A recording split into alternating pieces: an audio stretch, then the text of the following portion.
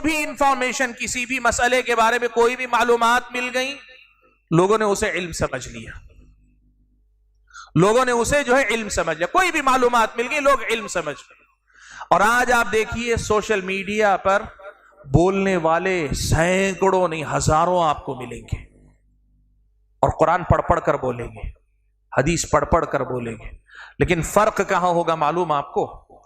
فرق اس میں ہوگا کہ یا تو قرآن پڑھ کر آدھی بات قرآن کی، باقی آدھی بات اپنی بولیں گے۔ جیسے میں نے کہا نا اللطیف اللہ کا نام ہے، یہ قرآن کی بات ہے، اس کو 100 مرتبہ پڑھنے پہ رزق میں کشادہ ہوگی، اس کی کوئی حوالہ قرآن میں نہیں، لیکن قرآن سامنے رکھ کر بولے گا بندہ، اور سننے والا بندہ یہ دیکھتا ہے کہ پڑھتے ہوئے وہ اللطیف کا حوالہ دے رہا ہے تو وہ سمجھتا ہے اس کے بعد والی بات بھی کہیں قرآن میں ہوگی، شاید مان لیتا ہے۔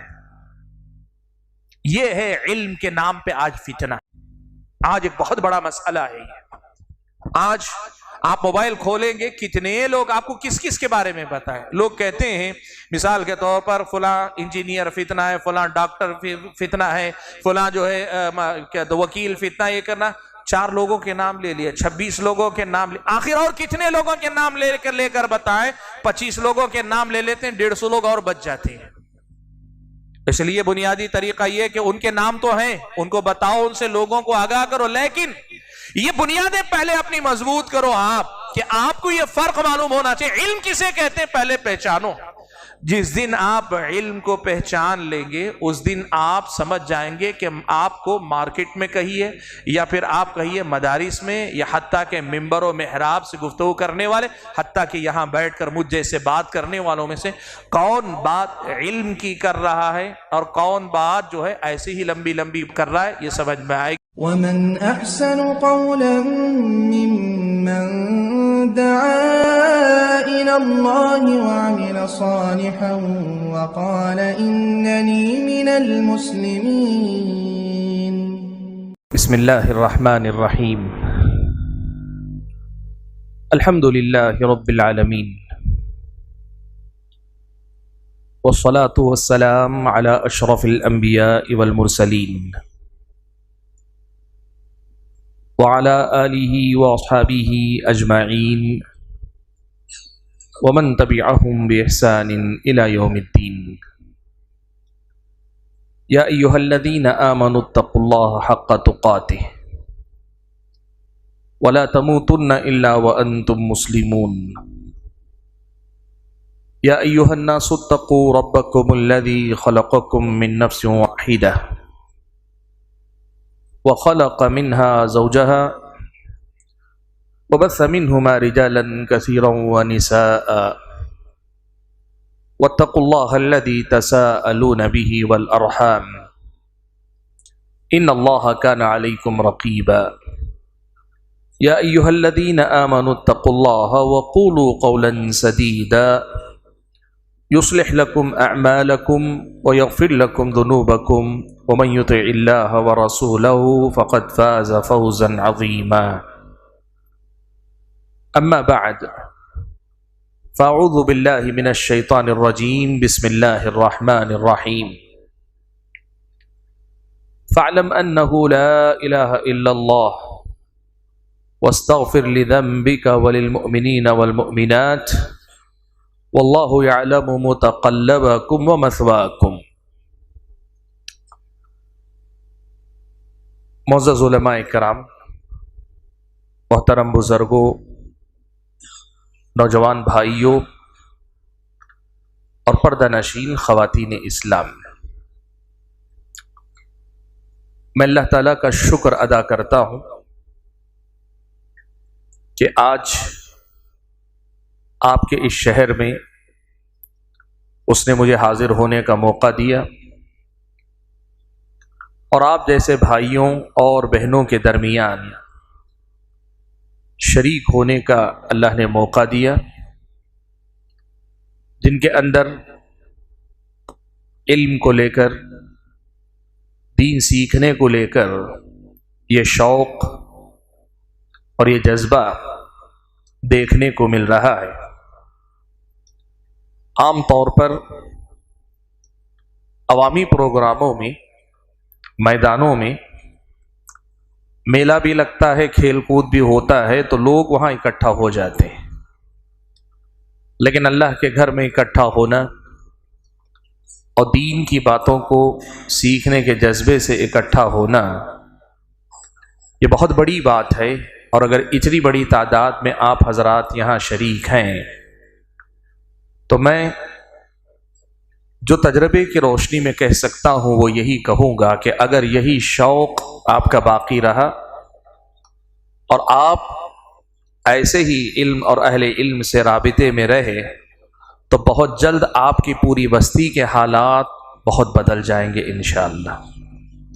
یہ بہت بڑی بات ہے جو میں نے آج آپ کے ہاں دیکھی ہے، اسی لیے میں چاہتا یہ ہوں کہ آپ اس شوق کی حفاظت کریں اور ایسے ہی علم حاصل کرنے والے بن کر زندگی گزاریں۔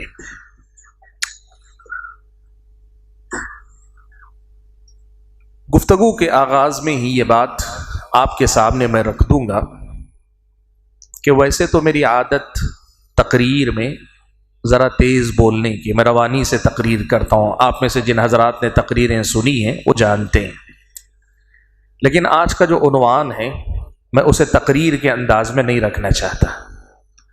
میں چاہتا یہ ہوں کہ درس کے انداز میں ایک ایک نقطہ ایک ایک مسئلہ کر کے ہم اور آپ اس مسئلے کو سمجھیں گے، اس لیے کہ بات بڑی اہم ہے۔ میں تقریر کی طرح کہہ کر ختم کر لوں گا تو ہو سکتا ہے بعض باتیں پوری طرح آپ کی سمجھ میں نہ آئیں، یہ بڑا نقصان ہو جائے گا۔ تو پہلی بات جو اس سلسلے میں کہنا چاہوں گا کہ آج کا جو یہ عنوان ہے علم اور علماء کی پہچان، یہ عنوان میں نے منتخب کیا۔ اس عنوان کا انتخاب میں نے کیوں کیا تو اس کی ایک وجہ ہے، اس کا ایک سبب ہے۔ وجہ کیا ہے؟ دیکھیے، پیارے نبی صلی اللہ علیہ وسلم کی بعثت سے پہلے جتنے بھی انبیاء اللہ تعالیٰ نے بھیجے، ہر نبی سب سے پہلے تو اپنی قوم کو اپنا دین سکھاتے پڑھاتے تھے اور اس کے ساتھ اپنے بعد آنے والے ایک نبی کی پیشن گوئی کر کے جاتے تھے۔ اگر آپ سورہ صف پڑھیں گے تو حضرت عیسیٰ علیہ السلام کا ذکر کرتے ہوئے اللہ تعالیٰ نے بتایا کہ وَمُبَشِّرًا بِرَسُولٍ يَأْتِي مِن بَعْدِ اسْمُهُ احمد، یعنی حضرت موسیٰ نے اپنے بعد آنے والے ایک نبی کی خوشخبری لوگوں کو پہلے ہی سنا دی۔ اللہ نے تمام انبیاء سے اقرار لیا لَتُؤْمِنُنَّ بِهِ، کہ تمہارے بعد ایک نبی آئے گا تو اس نبی پر تم اور تمہاری امتوں کو ایمان لانا ہوگا۔ تو اس دور کے جتنے بھی اہل ایمان تھے جو پچھلے انبیاء پر ایمان رکھنے والے تھے، یہ ان کا امتحان تھا، یہ ان کی آزمائش تھی کہ انہیں آنے والے نبی کو پہچان کر اس نبی پر ایمان لانا تھا۔ یہی وجہ ہے، دیکھیے یہودی کہتے تھے کہ ایک نبی آنے والے، اور ان یہودیوں ہی کی زبانی مدینے کے جو مشرکین تھے انہوں نے سن رکھا تھا کہ ایک نبی آنے والے ہیں، لیکن سبحان اللہ جب وہ نبی حقیقت میں آئے، جنہوں نے سن رکھا تھا وہ ایمان لے آئے، جنہوں نے اپنی کتاب میں پڑھا ہوا تھا وہ ایمان نہیں لائے۔ یہ بہت بڑی آزمائش تھی کہ نبی آئیں گے تو نبی پر ایمان لانا ہے۔ یہ آزمائش ہر نبی کی اپنے قوم کے ساتھ رہی، ہر نبی کے بعد ان کی اپنی قوم کا معاملہ اس آزمائش سے ان کو گزرنا پڑا، لیکن پیارے نبی صلی اللہ علیہ وسلم پر اللہ تعالیٰ نے نبوت کے سلسلے کا خاتمہ فرما دیا۔ آپ اللہ کے آخری نبی ہیں، اللہ کے آخری رسول ہیں۔ یہ اہل سنت والجماعت کا متفق علیہ عقیدہ ہے، اور یہ اتنی بڑی نعمت تھی، اتنی بڑی دولت تھی کہ حضرت عمر کے زمانے میں حضرت عمر سے یہودی نے آ کر کہا تھا نا کہ قرآن کی ایک ایسی آیت تمہاری کتاب میں اتاری گئی ہے، اگر وہ ہمارے بارے میں نازل ہوئی ہوتی تو ہم اسے عید منا لیتے۔ حضرت عمر نے پوچھا کون سی آیت؟ تو اس یہودی نے کہا قرآن کی وہ آیت الیوم اکملت لکم دینکم واتممت علیکم نعمتی ورضیت لکم الاسلام دینا۔ یہ جو نبوت کا سلسلہ، اسلام ہر نبی کو جو دیا جاتا رہا وہ سلسلے کو میں نے تم لوگوں پہ لا کے ختم کر دیا، اب تم آخری امت ہو، تمہارے نبی آخری نبی ہیں۔ یہ جو بات ہے کہ یہ اگر ہمارے بارے میں یہودیوں کے بارے میں کہی گئی ہوتی تو ہم تو عید منا لیتے۔ حضرت عمر نے اس کو جواب دیا تھا کہ تم کیا عید مناؤ گے؟ جس دن وہ آیت نازل ہوئی وہ عرفے کا دن تھا، جمعہ کا دن تھا، ہم نے تو جو ہے اللہ تعالیٰ نے ہمیں دو عیدیں اس دن اکٹھا کر کے دے دی۔ میں صرف اس پورے واقعے سے جو بات آپ کے سامنے رکھنا چاہتا ہوں، یہ جو آزمائش کا مسئلہ تھا کہ نبی کے بعد پھر ایک نبی پہ ایمان لانا، پھر ایک نبی کے بعد پھر ایک نبی پہ، جو پچھلی امتوں کے ساتھ امتحان کا سلسلہ چلا، یہ اللہ تبارک و تعالیٰ نے ختم کر دیا پیارے نبی صلی اللہ علیہ وسلم پر۔ لیکن یہ دنیا ہے اور دنیا میں آزمائش اللہ تعالیٰ کی سنت، اللہ تعالیٰ کا قانون ہے۔ اس دنیا میں اللہ تعالیٰ بندوں کو آزماتا ہے۔ تو ہمارے دور کے لوگوں کی آزمائش کیا ہے پتہ ہے آپ کو؟ ہمارے دور کے لوگوں کی آزمائش یہ ہے کہ دین کے نام پہ طرح طرح کے طریقے، دین کے نام پہ طرح طرح کے عقائد، دین کے نام پہ طرح طرح کے مناہج، دین کے نام پہ نت نئے فرقے وجود میں آ جائیں گے۔ ان میں سے صحیح طریقے کو پہچان کر اس پر چلنے کی کوشش کرنا، یہ ہماری اور آپ کی آزمائش ہے۔ یہ ایسا مسئلہ نہیں ہے کہ نبوت کا سلسلہ ختم ہوا، وہ امتحان تو ختم ہوا کہ آنے والے نبی کی نبوت کو، ان کی سچائی کو پہچان کر ایمان لاؤ، یہ سلسلہ اللہ نے ختم کر دیا۔ اب کوئی نبی نہیں، کوئی رسول نہیں، لیکن اسی ایک نبی سے نسبت رکھنے کے نام پہ اس امت میں جو 20 طریقے وجود میں آ جائیں گے، ان میں سے راہ حق کو پہچاننا، صحیح طریقے کو، صحیح عقیدے کو پہچاننے کی کوشش کرنا، یہ اصل میں ایک بہت بڑا امتحان ہے، بہت بڑی آزمائش۔ اور اس امتحان کی ابتدا کس بات سے ہوگی معلوم ہے آپ کو؟ اس امتحان کی ابتدا اس بات سے ہوگی کہ ہم علم اور علماء کو پہچانیں۔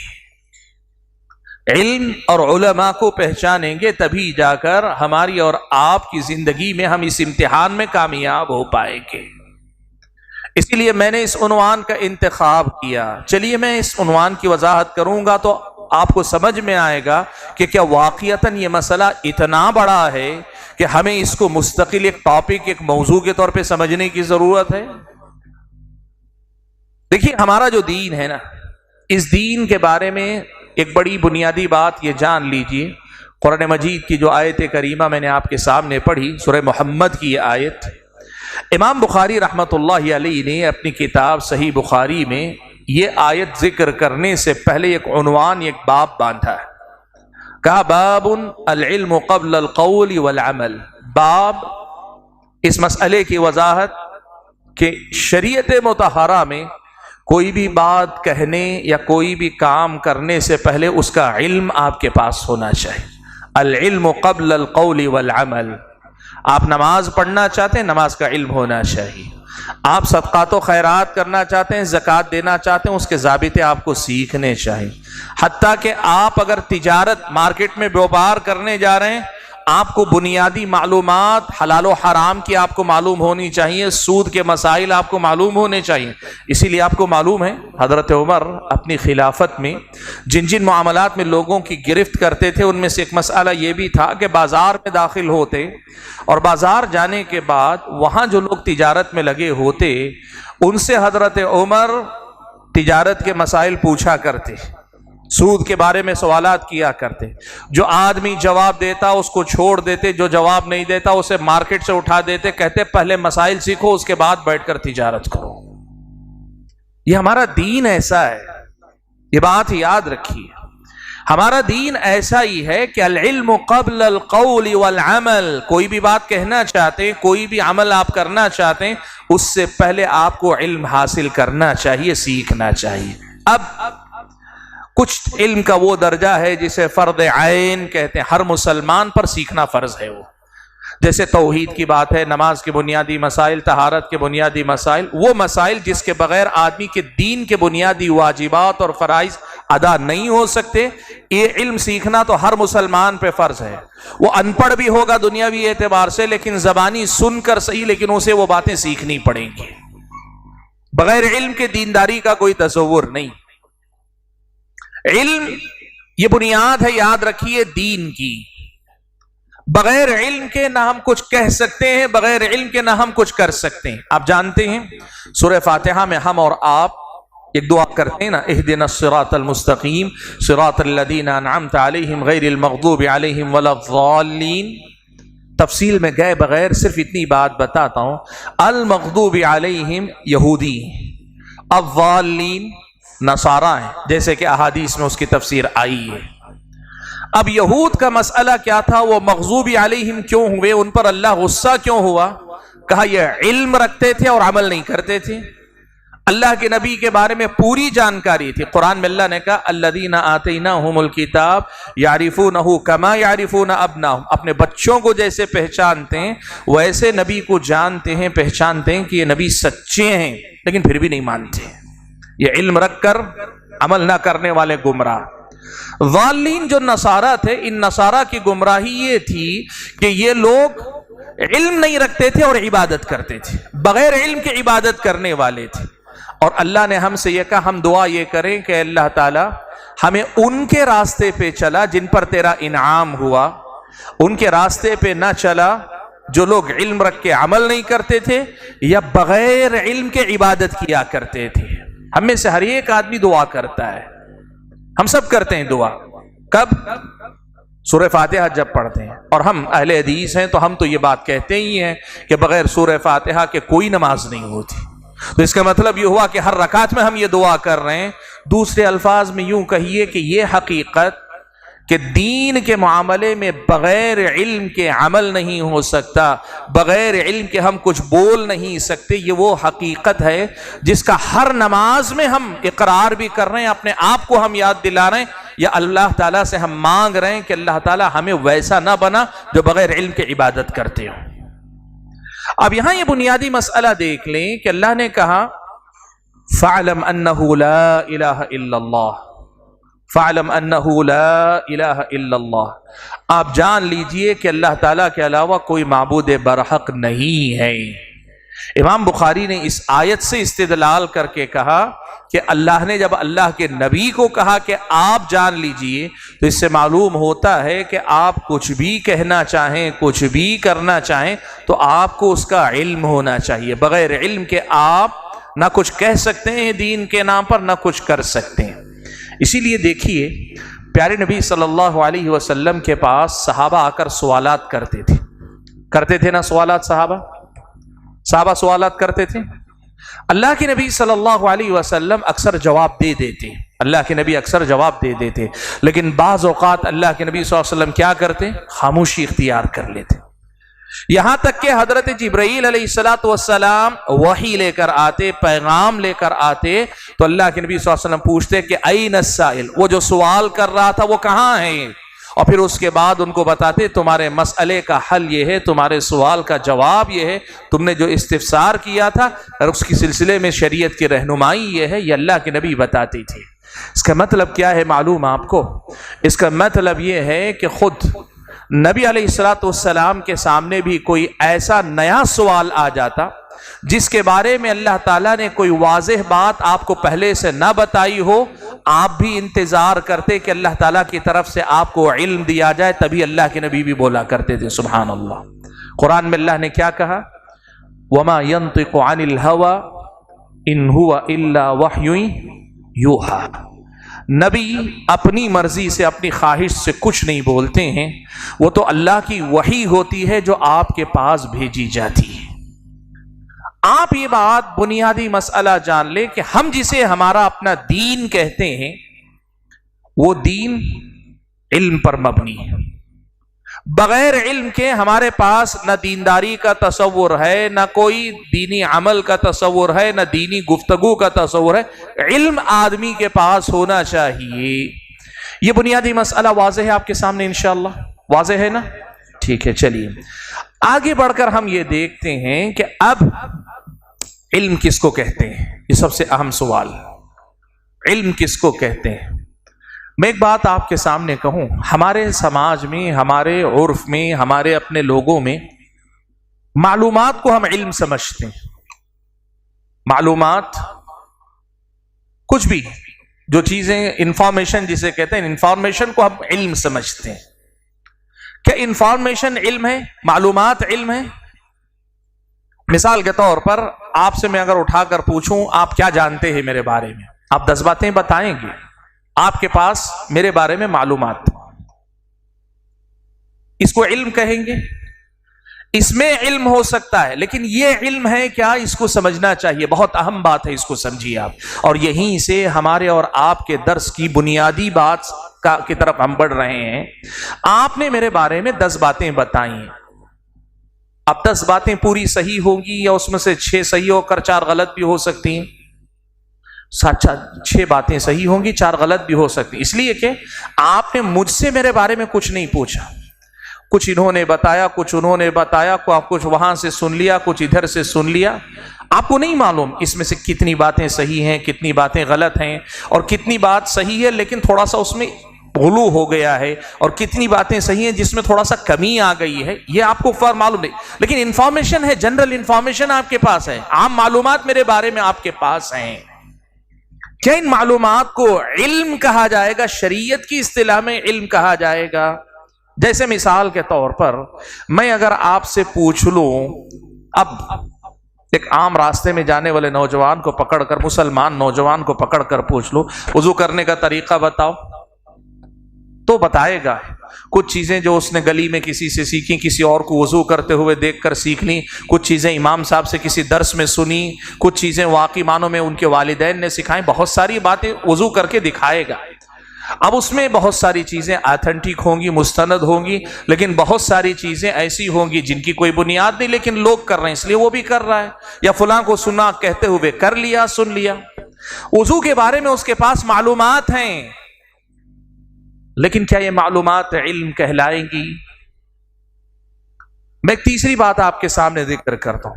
مثال کے طور پر آپ ایک بات رکھیں کہ میں آپ کو مثال کے طور پر یہ کہوں، کوئی ایک موبائل ہے مثال کے طور پر، یہی موبائل دیکھیے میرے پاس ہے، یہ موبائل جو میرے پاس ہے مان لیجئے، اس موبائل کے بارے میں آپ سے میں پوچھتا ہوں کیا جانتے ہیں.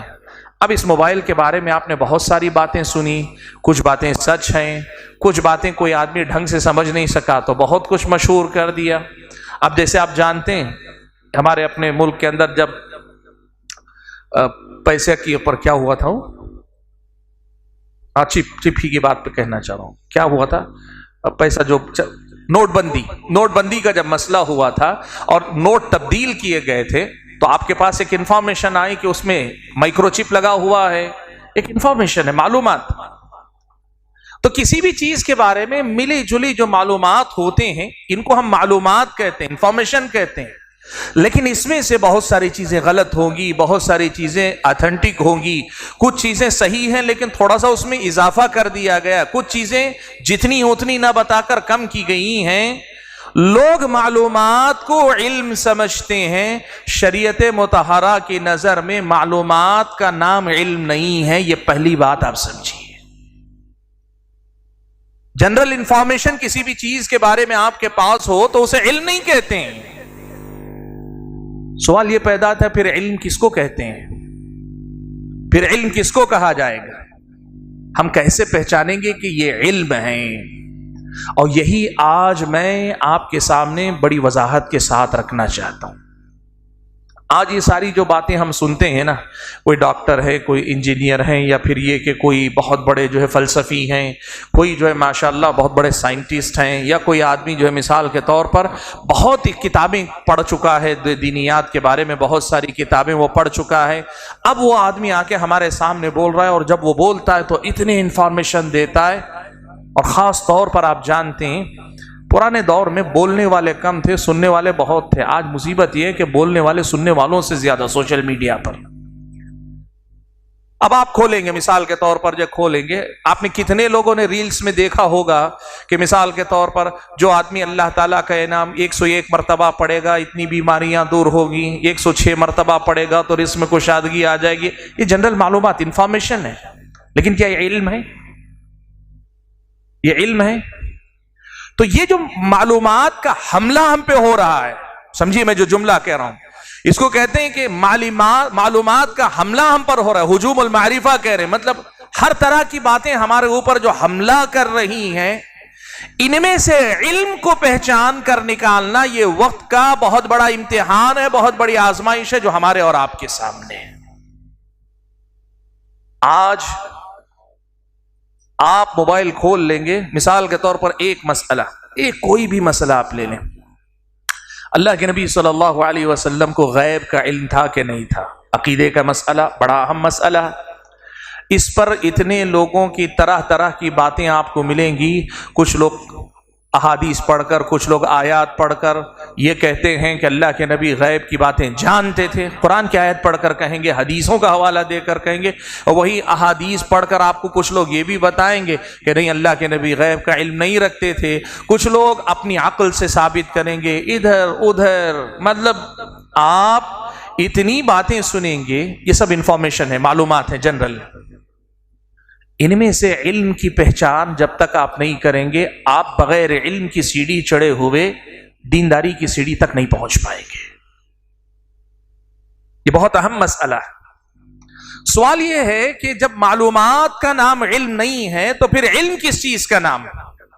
ये जो मालूमात का हमला हम पर है कि एक चीज के बारे में समझना चाहते हैं, इतने कंफ्यूज हो जाते हैं, इधर भी उधर भी, ये भी वो भी, ये भी वो भी। कहां से हम समझें कि इसमें दीन का इल्म कहां है? तो सबसे पहले हम और आपको इल्म किसे कहते हैं यह समझना होगा। और यही मैंने कहा ना कि हमारे आज के मौजू का पहला हिस्सा है इल्म किसे कहते हैं।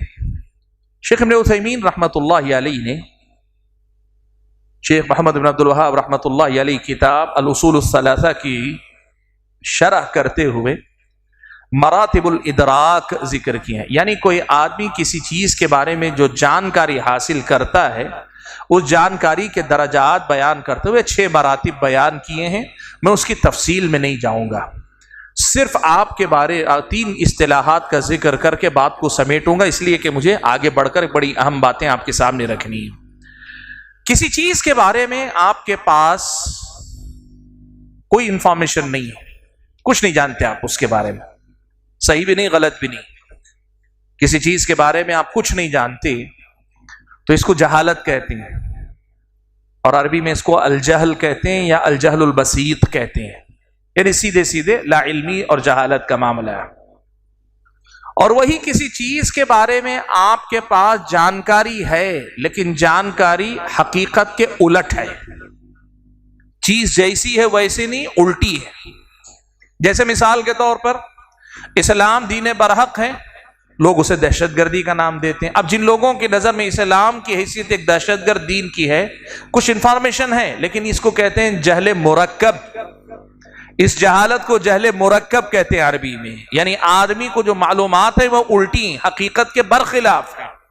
एक आदमी बड़ा शरीफ है, पता नहीं आपको किसने क्या बता दिया, कैसे आप समझते हैं समाज का सबसे गलत आदमी है।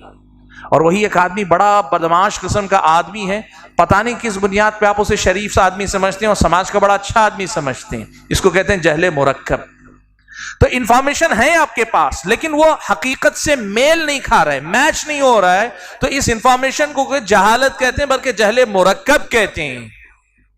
इल्म किसे कहते हैं?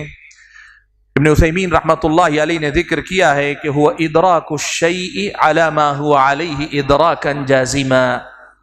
किसी भी चीज के बारे में वो जैसी है वैसी ही जानकारी हासिल होना, और उस जानकारी पर आपको पूरा पूरा यकीन हासिल होना।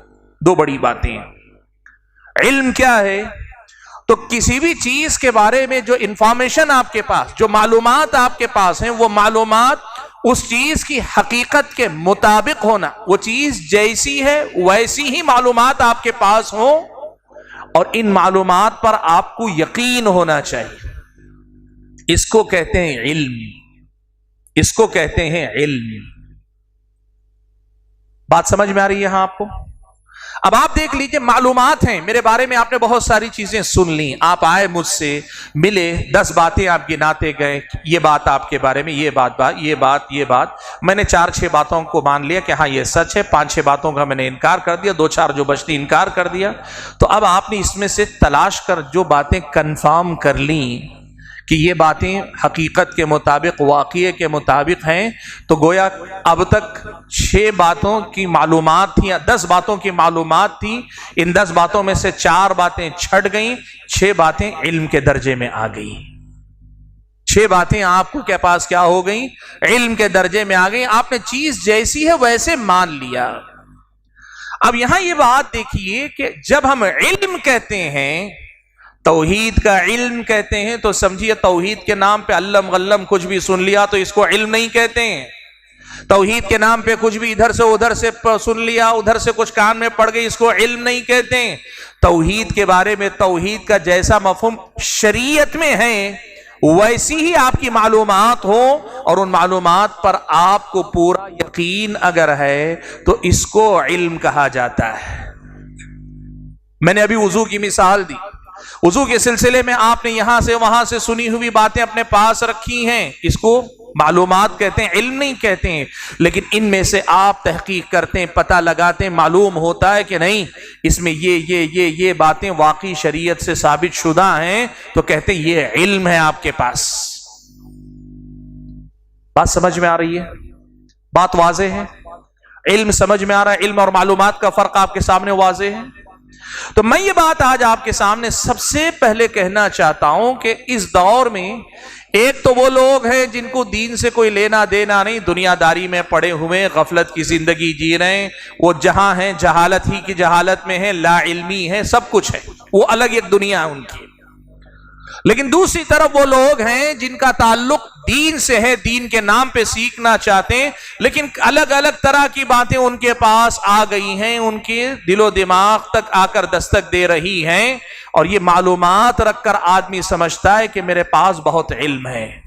مثال کے طور پر کوئی آدمی کسی ٹاپک پر 1 گھنٹہ بولے تو لوگ بولتے ہیں واہ بہت علم رکھتا ہے یہ آدمی، حالانکہ ضروری نہیں 1 گھنٹہ بول رہا ہے تو اس میں کتنی باتیں واقعے کے مطابق ہیں، کتنی وہ چھلنی ہی نہیں جس سے چھان کے دیکھا جا سکے۔ آپ کو معلوم ہے یہ سوشل میڈیا میں اور ویسے بھی ہمارے سماج میں بھی بہت سارے ایسے لوگ ہیں، شروع کرتے ہیں تو وہ قال اللہ قال رسول قرآن کی آیت سے ختم کرتے ہیں، تو کبھی بازار پہ ختم ہوتے ہیں، کبھی جو کسی بس ڈرائیور پہ جا کے ختم ہوتے ہیں، کبھی جا کر جو ہے بستی کے کسی ایک آدمی کہاں اب اس میں جو باتیں بولے جا رہے ہیں کتنی باتیں حقیقت کے مطابق ہیں، کتنی باتیں حقیقت کے مطابق نہیں۔ یہ فرق اگر آپ نہیں کر رہے ہیں تو اس کا مطلب یہ ہوا کہ آپ کو علم کی پہچان نہیں ہے، آپ کو علم کی پہچان نہیں ہے۔ تو پہلی بات جو موضوع سے متعلق خاص طور پر ہے، میں نے کہا پہلی بات سیکھیے کہ علم کہتے ہیں کسی بھی چیز کو اس کے واقعے کے مطابق جاننا، اور جاننا بھی پورے یقین کے ساتھ۔ ادراک الشیء علی ما هو علیہ ادراکا جازما، یہ علم کہلاتا ہے، اس کو علم کہتے ہیں۔ اب ذرا آئیے کچھ اور باتیں ہم علم ہی کے سلسلے میں سنتے ہیں جو ہماری اس مسئلے کو اور زیادہ واضح کریں گے۔ میرا ایک سوال ہے، آپ جواب دیے، علم کو دینے والا کون ہے؟ علم دینے والا کون ہے؟ علم کہاں سے آتا ہے؟ سوال ہے آپ سے، علم دینے والا کون ہے؟ علم کہاں سے آتا ہے؟ یاد رکھیے گا اللہ ہی نے ہم سب کو پیدا کیا اور وہی سب کو علم دیتا ہے۔ علم دینے والا بھی، ہر چیز دینے والا صرف وہی ہے۔ پھر اللہ کا دیا ہوا علم آپ کو استاد بھی دیتا ہے، وہ بات نہیں۔ علم حقیقی معنوں میں اللہ تعالیٰ ہی کی طرف سے آتا ہے، اللہ ہی سکھاتا ہے۔ قرآن میں اللہ تعالیٰ نے بارہا ایک سے زائد مقام پہ کہا علم الانسان ما لم يعلم، انسان کو وہ سکھایا جو وہ نہیں جانتا تھا۔ تو اس کا مطلب یہ ہوا انسان جو اگر جاہل پیدا ہوا تھا تو اس کو سکھایا کس نے؟ اللہ نے سکھایا، علم الانسان ما لم يعلم۔ خود پیارے نبی محمد صلی اللہ علیہ وسلم کے بارے میں اللہ نے کہا وَعَلَّمَكَ مَا لَمْ تَكُنْ تَعْلَمْ وَكَانَ فَضْلُ اللَّهِ عَلَيْكَ عَظِيمًا۔ اللہ کے نبی، اللہ نے آپ کو وہ سکھایا جو آپ نہیں جانتے تھے، اور اللہ تعالیٰ کا فضل آپ پر بہت بڑا ہے۔ تو علم دینے والا کون ہے؟ اللہ تبارک و تعالیٰ ہی ہے۔ اب ذرا بڑے ایک اہم نقطے کی طرف ہم آگے بڑھتے ہیں، ایک بڑے اہم نقطے کی طرف آگے بڑھتے ہیں۔ اللہ تعالیٰ ہی علم دیتا ہے۔ اب اللہ تعالیٰ جو علم دیتا ہے، اسے یہیں سے آپ 2 حصوں میں بانٹ لیجئے، 2 حصوں میں بانٹیے، اس لیے کہ 2 حصوں میں بانٹے بغیر آپ بہت ساری چیزوں کو صحیح جگہ پہ نہیں رکھ پائیں گے۔ ایک ہے وہ علم کہ جس علم کے سہارے انسان اس دنیا میں جیتا ہے اور اس دنیا کو برتنا اور استعمال کرنا سیکھتا ہے۔ یہ جو دنیا ہے، اس دنیا میں انسان پیدا ہونے کے بعد سے لے کر اپنے وجود، اپنی بقا اور اپنی اس دنیا کے اندر اپنی ضرورتوں کو پورا کرنا، بلکہ اپنی ضرورتوں کو بہتر سے بہتر طریقے سے پورا کرنا، یہ اللہ تبارک و تعالیٰ نے اس کا بھی علم رکھا ہے۔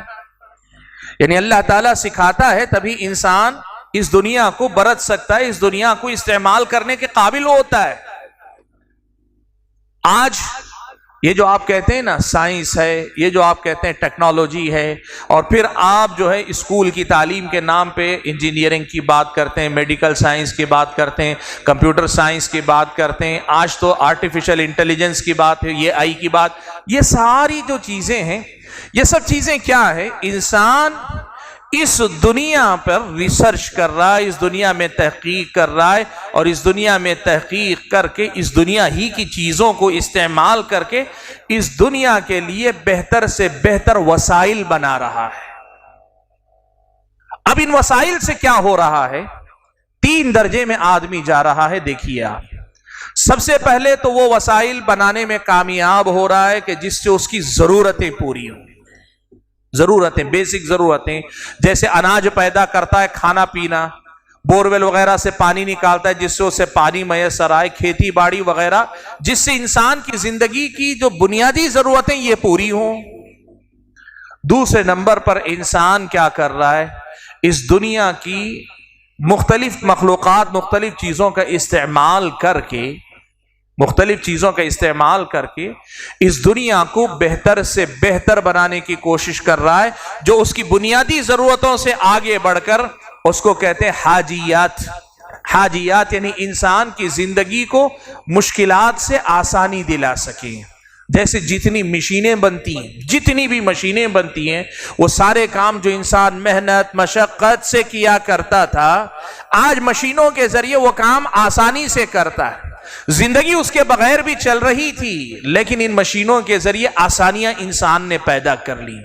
اور تیسرے درجے میں انسان ایسی چیزوں کو ایجاد کرتا ہے جو اس کی ضرورت بھی نہیں اور اس کے لیے آسانیاں بھی پیدا نہیں کرتی، بلکہ لگژری جسے کہتے ہیں، زندگی سے زیادہ بہتر انداز میں لطف اندوز ہونے کے اسباب مہیا کرنا۔ وہ جو آپ دیکھتے ہیں نرم قالین ہیں، وہ جو آپ اے سی دیکھتے ہیں، فلاں دیکھتے ہیں، یہ انسان جو ہے تحقیق کرتا جا رہا ہے۔ ظاہر بات ہے یہ سب علم ہے کہ نہیں ہے؟ علم ہے کہ نہیں؟ یہ سب سمجھ میں نہیں آ رہا ہے آپ کے تو میں روک لوں گا درس، اس لیے کہ نہیں سمجھ میں آ تو آگے نہیں بڑھ سکتے۔ یہ سب علم ہے کہ نہیں ہے؟ دنیا کی مختلف چیزوں کا علم ہے کہ نہیں ہے؟ ٹھیک ہے، کس نے دیا یہ سارا علم؟ اللہ نے دیا نا، اللہ تعالیٰ ہی نے جو علم الانسان ما لم يعلم۔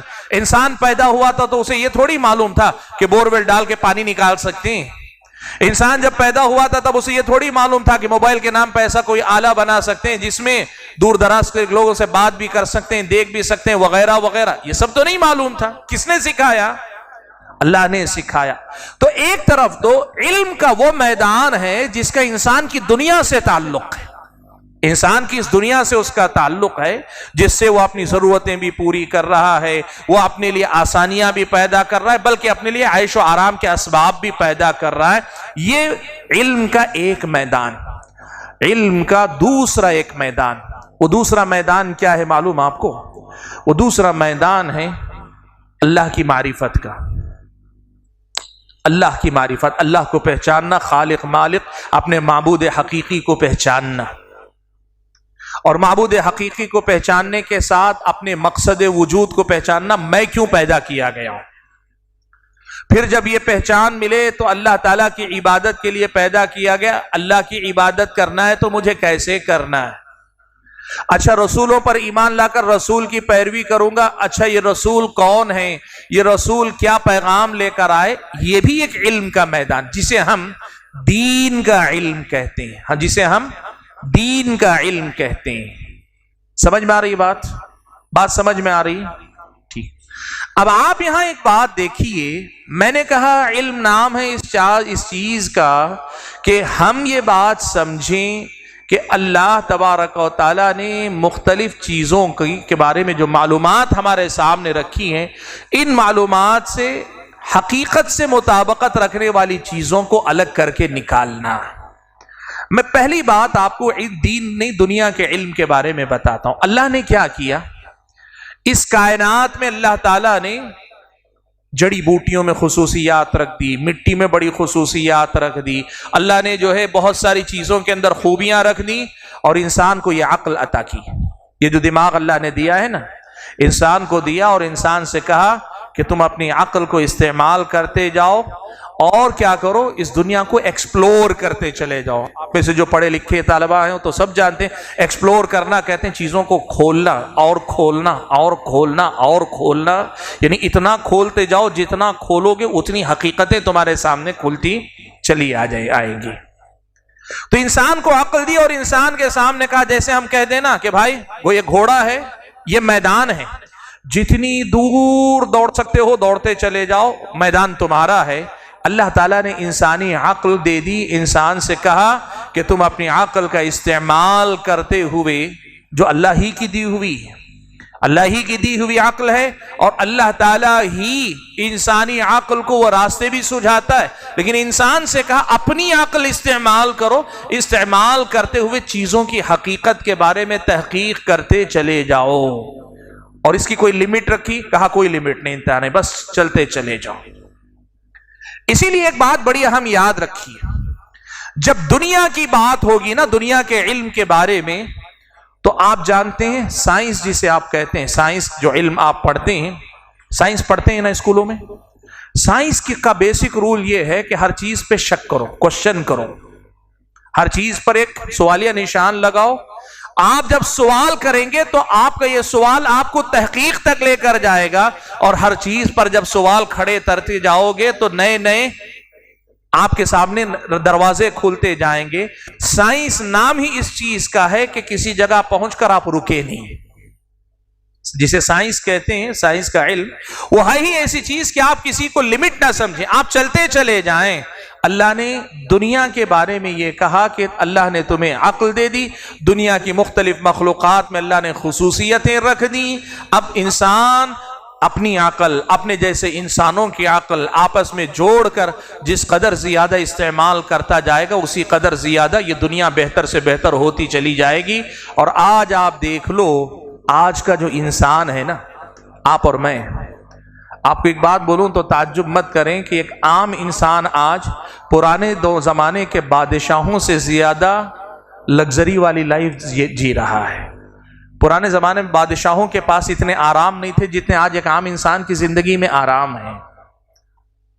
یعنی آج آپ جو ایک بٹن دباتے ہیں، پنکھا آپ کے سامنے چلنے لگتا ہے، رات بھر چلتا رہتا ہے، پرائیویسی بھی ہے۔ پرانے زمانے میں بادشاہوں کو یہ میسر نہیں تھے۔ کبھی آپ پرانے بادشاہوں کے محلات میں جائیں گے، بڑے بڑے پنکھے جھولتے ہوئے نظر آتے ہیں، دو غلام کھڑے ہوئے اس کو رسی سے کھینچتے رہتے تو ہلکی ہلکی ہوا ان کو آتی تھی۔ اب ہوا لینا ہے تو پرائیویسی ختم ہوتی ہے، اور پرائیویسی کا خیال کریں گے تو ہوا نہیں ملتی ہے۔ بادشاہ ویسی زندگی گزار کے گئے۔ آج آپ دیکھیں بادشاہوں کے پرانے زمانے کے رتھ، اگر آج آپ بیٹھ جائیں گے تو جتنے جھٹکے آپ کو لگیں گے، آپ نہیں بیٹھیں گے تھوڑی دیر، اتنی آرام دہ کار میں آپ جی بیٹھتے ہیں کہ آپ کو اندازہ بھی نہیں۔ ایک عام انسان آج کے دور میں ایسی زندگی جی رہا ہے جو زندگی پرانے زمانے میں بادشاہوں کو میسر نہیں تھی۔ یہ کیا ہے؟ اللہ تعالیٰ کے دیے ہوئی صلاحیت اور علم کا ایک طرح سے کہیے کہ کرشمہ ہے۔ انسان نے اپنی دنیا بہت بہتر کر لی۔ یہاں اصول کیا ہے؟ اصول یہ ہے کہ ہر چیز پہ شک کرو، ہر چیز پہ کوشچن کرو، ہر چیز کو کھودو، جتنی کھلی ہے اور کھولو اور کھولو، جتنا کھولو گے، جتنی تحقیق کرو گے، اتنی دنیا تمہاری بڑھتی چلی جائے گی، اور آپ اس سطح پہ دیکھ لیں گے۔ اسی لیے سائنس میں کیا ہے پتہ ہے؟ آج جو ایک فیکٹ ہوتا ہے، یعنی مسلمہ حقیقت کے درجے میں جو بات ہوتی ہے، 4-6 سال کے بعد اس پہ سائنٹسٹ پھر تحقیق کر کے بتاتے ہیں نہیں نہیں یہ غلط ہے، اگلا کوئی نیا نظریہ، یہ فیکٹ۔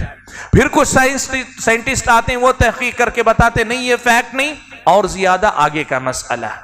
یہ دنیا کا علم ہے اور دنیا کے علم کا ذریعہ ہے کہ اللہ تعالیٰ نے انسان کو عقل دی، کائنات میں وہ ساری نشانیاں رکھی کہ انسان ان کو ایکسپلور کرتا جائے، کھولتا جائے اور برتتا چلا جائے۔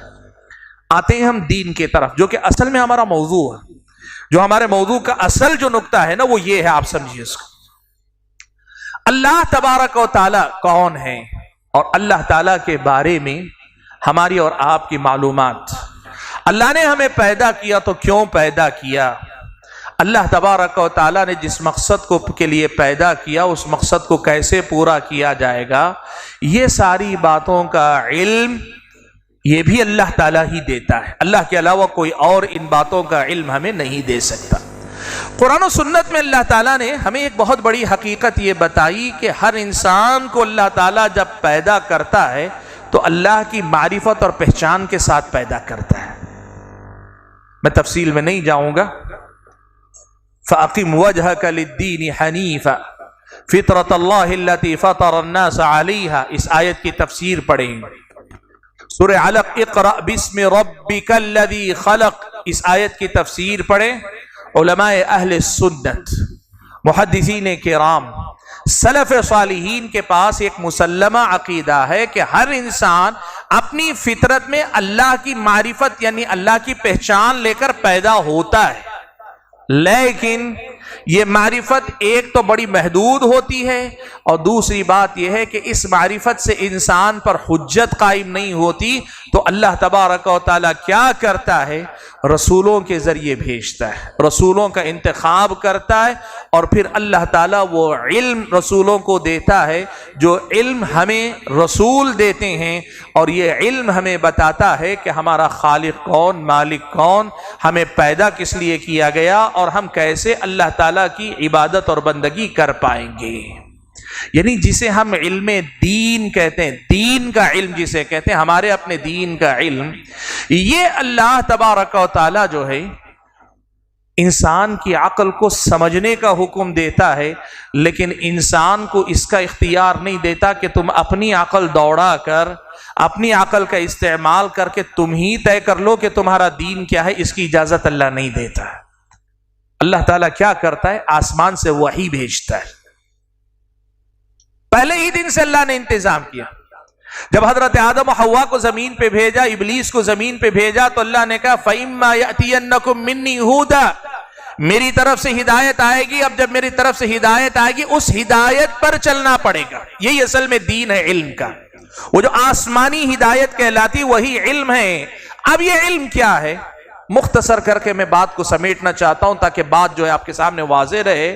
مختصر کر کے اگر کہیں تو وہ علم ہے قرآن اور سنت کی شکل میں۔ اللہ کے نبی صلی اللہ علیہ وسلم نے اللہ کی کتاب قرآن کو ہم تک پہنچایا، اور اللہ کے نبی نے اس کے ساتھ حدیث رسول دی۔ خود ابو داؤد کی روایت میں اللہ کے نبی نے فرمایا الا انی اوتیت القرآن ومثلہ معہ، لوگو سنو، مجھے قرآن دیا گیا ہے اور قرآن کے ساتھ اسی جیسی ایک اور چیز بھی دی گئی ہے۔ اور اللہ کے نبی نے موطا امام مالک کی روایت میں ارشاد فرمایا، بہت صاف لفظوں میں اللہ کے نبی نے کہا ترکت فیکم امرین، میں تمہارے درمیان دو چیزیں چھوڑ کر جا رہا ہوں، لن تضلوا ما تمسکتم بہما، ان دو کو مضبوطی سے پکڑے رہو گے تو گمراہ نہیں ہوگے۔ ایک اللہ کی کتاب ہے، دوسرے اس کے نبی کی سنت ہے۔ یہ جب اللہ کے نبی نے بتا دیا تو اس کا مطلب کیا ہے معلوم؟